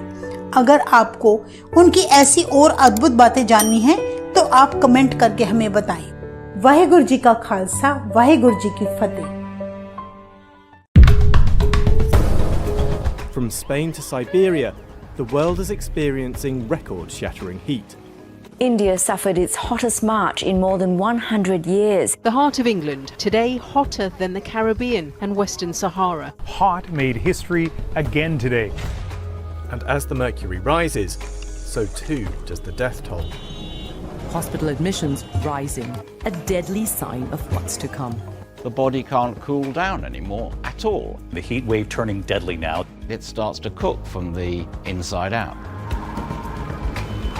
But what turns a hot day into a heat wave? And how is that process being affected by climate change?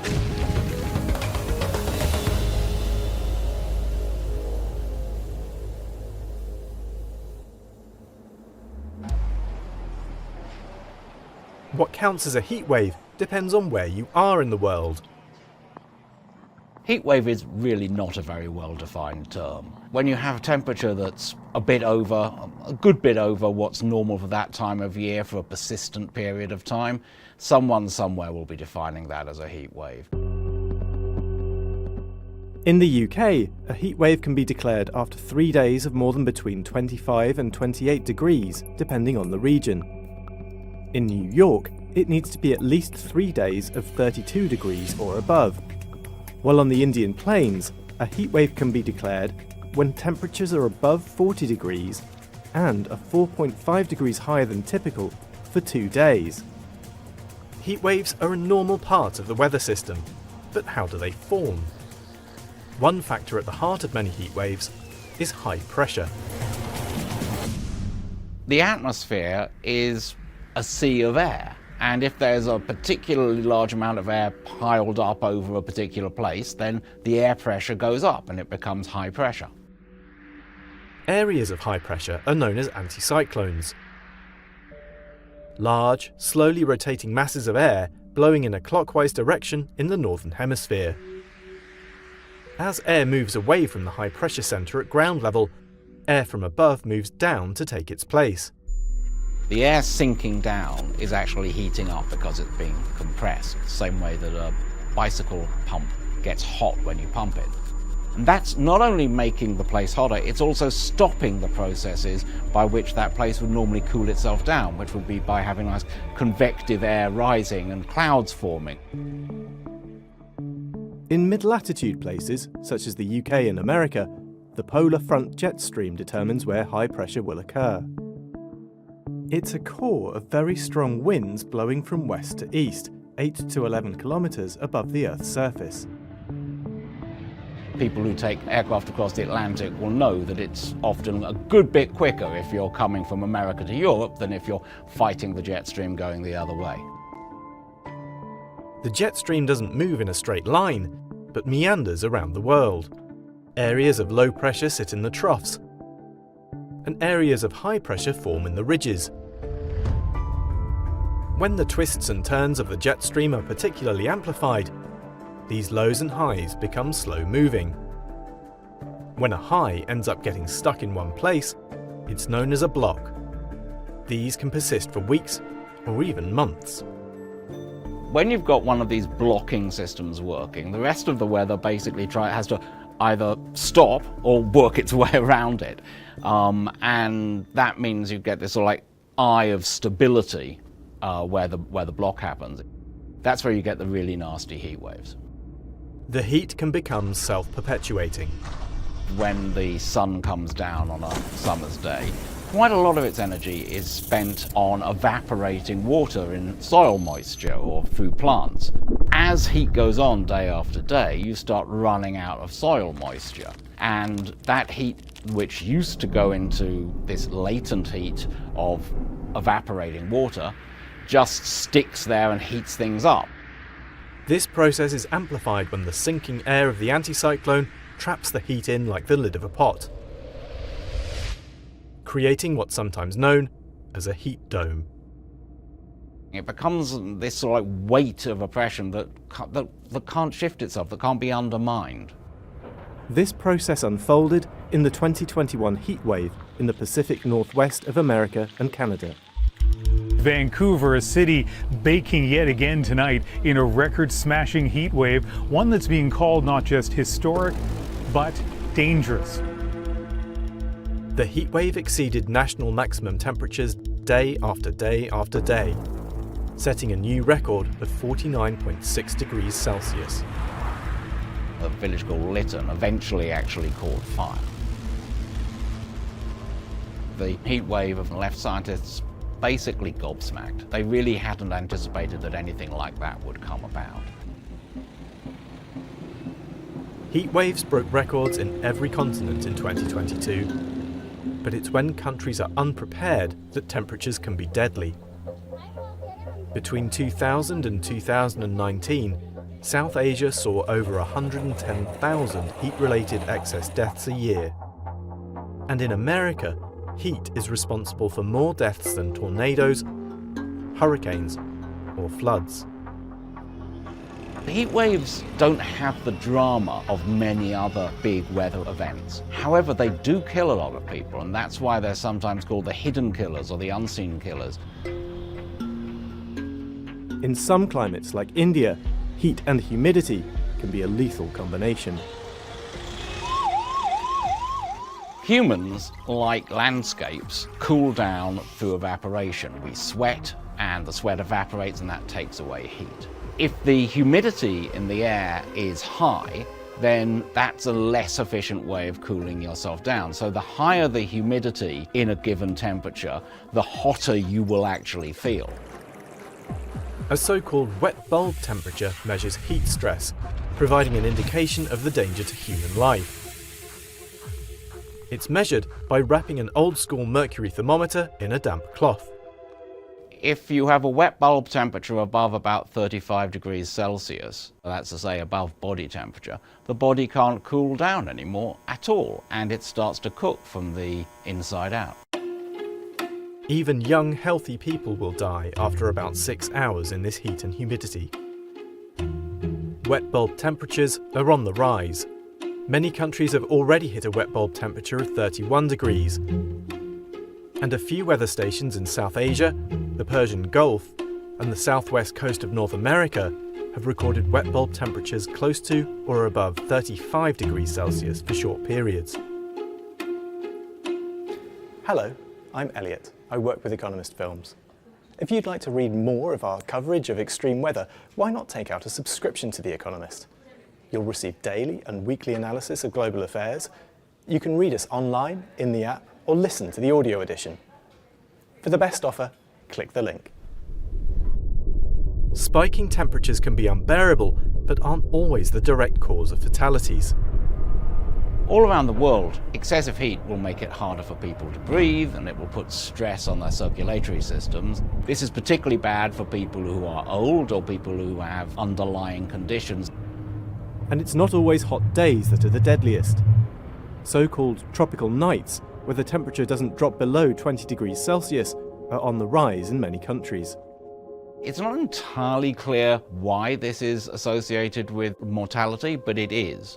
Something about the very disturbed sleep that people get during such events does seem to make it more likely that some of them will die. Cold water, bananas, oranges. Incredibly, even simple adaptations can save lives. But being prepared is everything. Most places where there has been an unexpected, lethal, horrible heat wave, afterwards work out what they should have done and try to put into place policies, habits that would make things better next time. The trick is to learn the lessons before you get the heat wave. Something France realised when a heat wave in 2003 killed 14,000. One of the reasons why it was particularly lethal was that France just hadn't seen itself as the sort of place that has heat waves like that. There were a lot of lessons learned in France, both personally and institutionally. One of them was that you need to check in on people if you have any worries about them. Another is that you need to find a way to bring people, especially elderly people, people in poor housing, to places which were cooled down, school gyms, for example. That turns out to be something that works very well. Unless they adapt now, countries yet to experience the most extreme heat are going to be particularly susceptible. The sort of areas that people worry about where heat waves have historically not been seen that much, but where they could do an awful lot of damage, is Afghanistan, other parts of Central Asia, and parts of Central America as well. Adaptation will be ever more important as climate change continues to increase atmospheric temperatures. Often the role of climate change in extreme weather is a bit subtle, a bit this, a bit that. If you make the planet hotter, you are going to make the heat waves hotter. And a relatively new area of science is key to understanding the impact. The idea of weather attribution is to work out how much more likely a given event that's just been seen is because of the global warming, compared to how likely it would have been without that global warming. A pioneering attribution study focused on the 2003 heat waves in Europe, responsible for 70,000 deaths. The researchers involved concluded that heat waves like the 2003 heat wave were now roughly twice as likely as they had been in the pre-climate change world. Evidence has piled up since. In Siberia in 2020, temperatures reached 38 degrees Celsius, the highest ever recorded north of the Arctic Circle. Researchers say climate change made this heat wave 600 times more likely. You're basically saying that this is weather that you would never see without climate change. The mechanism is simple. Greenhouse gas emissions have pushed up average atmospheric temperatures by at least 1 degree Celsius from pre-industrial levels. A small shift in the average makes the really unlikely high temperatures at the extreme tail much more likely. If the atmosphere continues to warm, you will see heat waves worse than we've seen historically, and you will see them over larger areas. There are predictions that under some warming scenarios, fairly extreme ones, you could see wet bulb temperatures that make areas basically unlivable becoming quite common in a few parts of the world. But scientists don't yet understand how climate change will affect the atmospheric circulation patterns that cause heat waves. The question of whether the odd things that cause domes of high pressure to persist over particular places, whether those will become more or less likely. Some models say yes, some say no. They contradict each other. Whatever the answer, humankind needs to act now. Even after greenhouse gas levels in the atmosphere are stabilised, and with them one hopes the climate, there'll still be a lot more heat waves because the average temperature of the planet will be higher. Governments need to do more to protect their populations, not just national governments, but also city governments, local governments. At the same time, people need to understand the risks so that they can protect themselves and, crucially, each other. I'm Oliver Morton. I'm a senior editor at The Economist. For more of our coverage of extreme weather and climate change, please click on the link. And also, if you want more of this, please subscribe, unless you do so already, in which case, many thanks.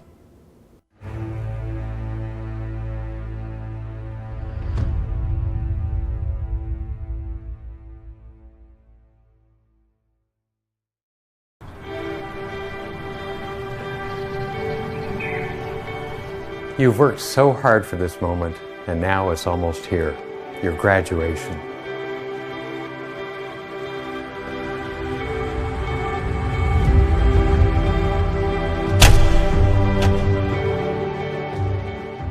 We're looking forward to celebrating your accomplishment, and we can't wait to see you cross the stage at Convocation Hall.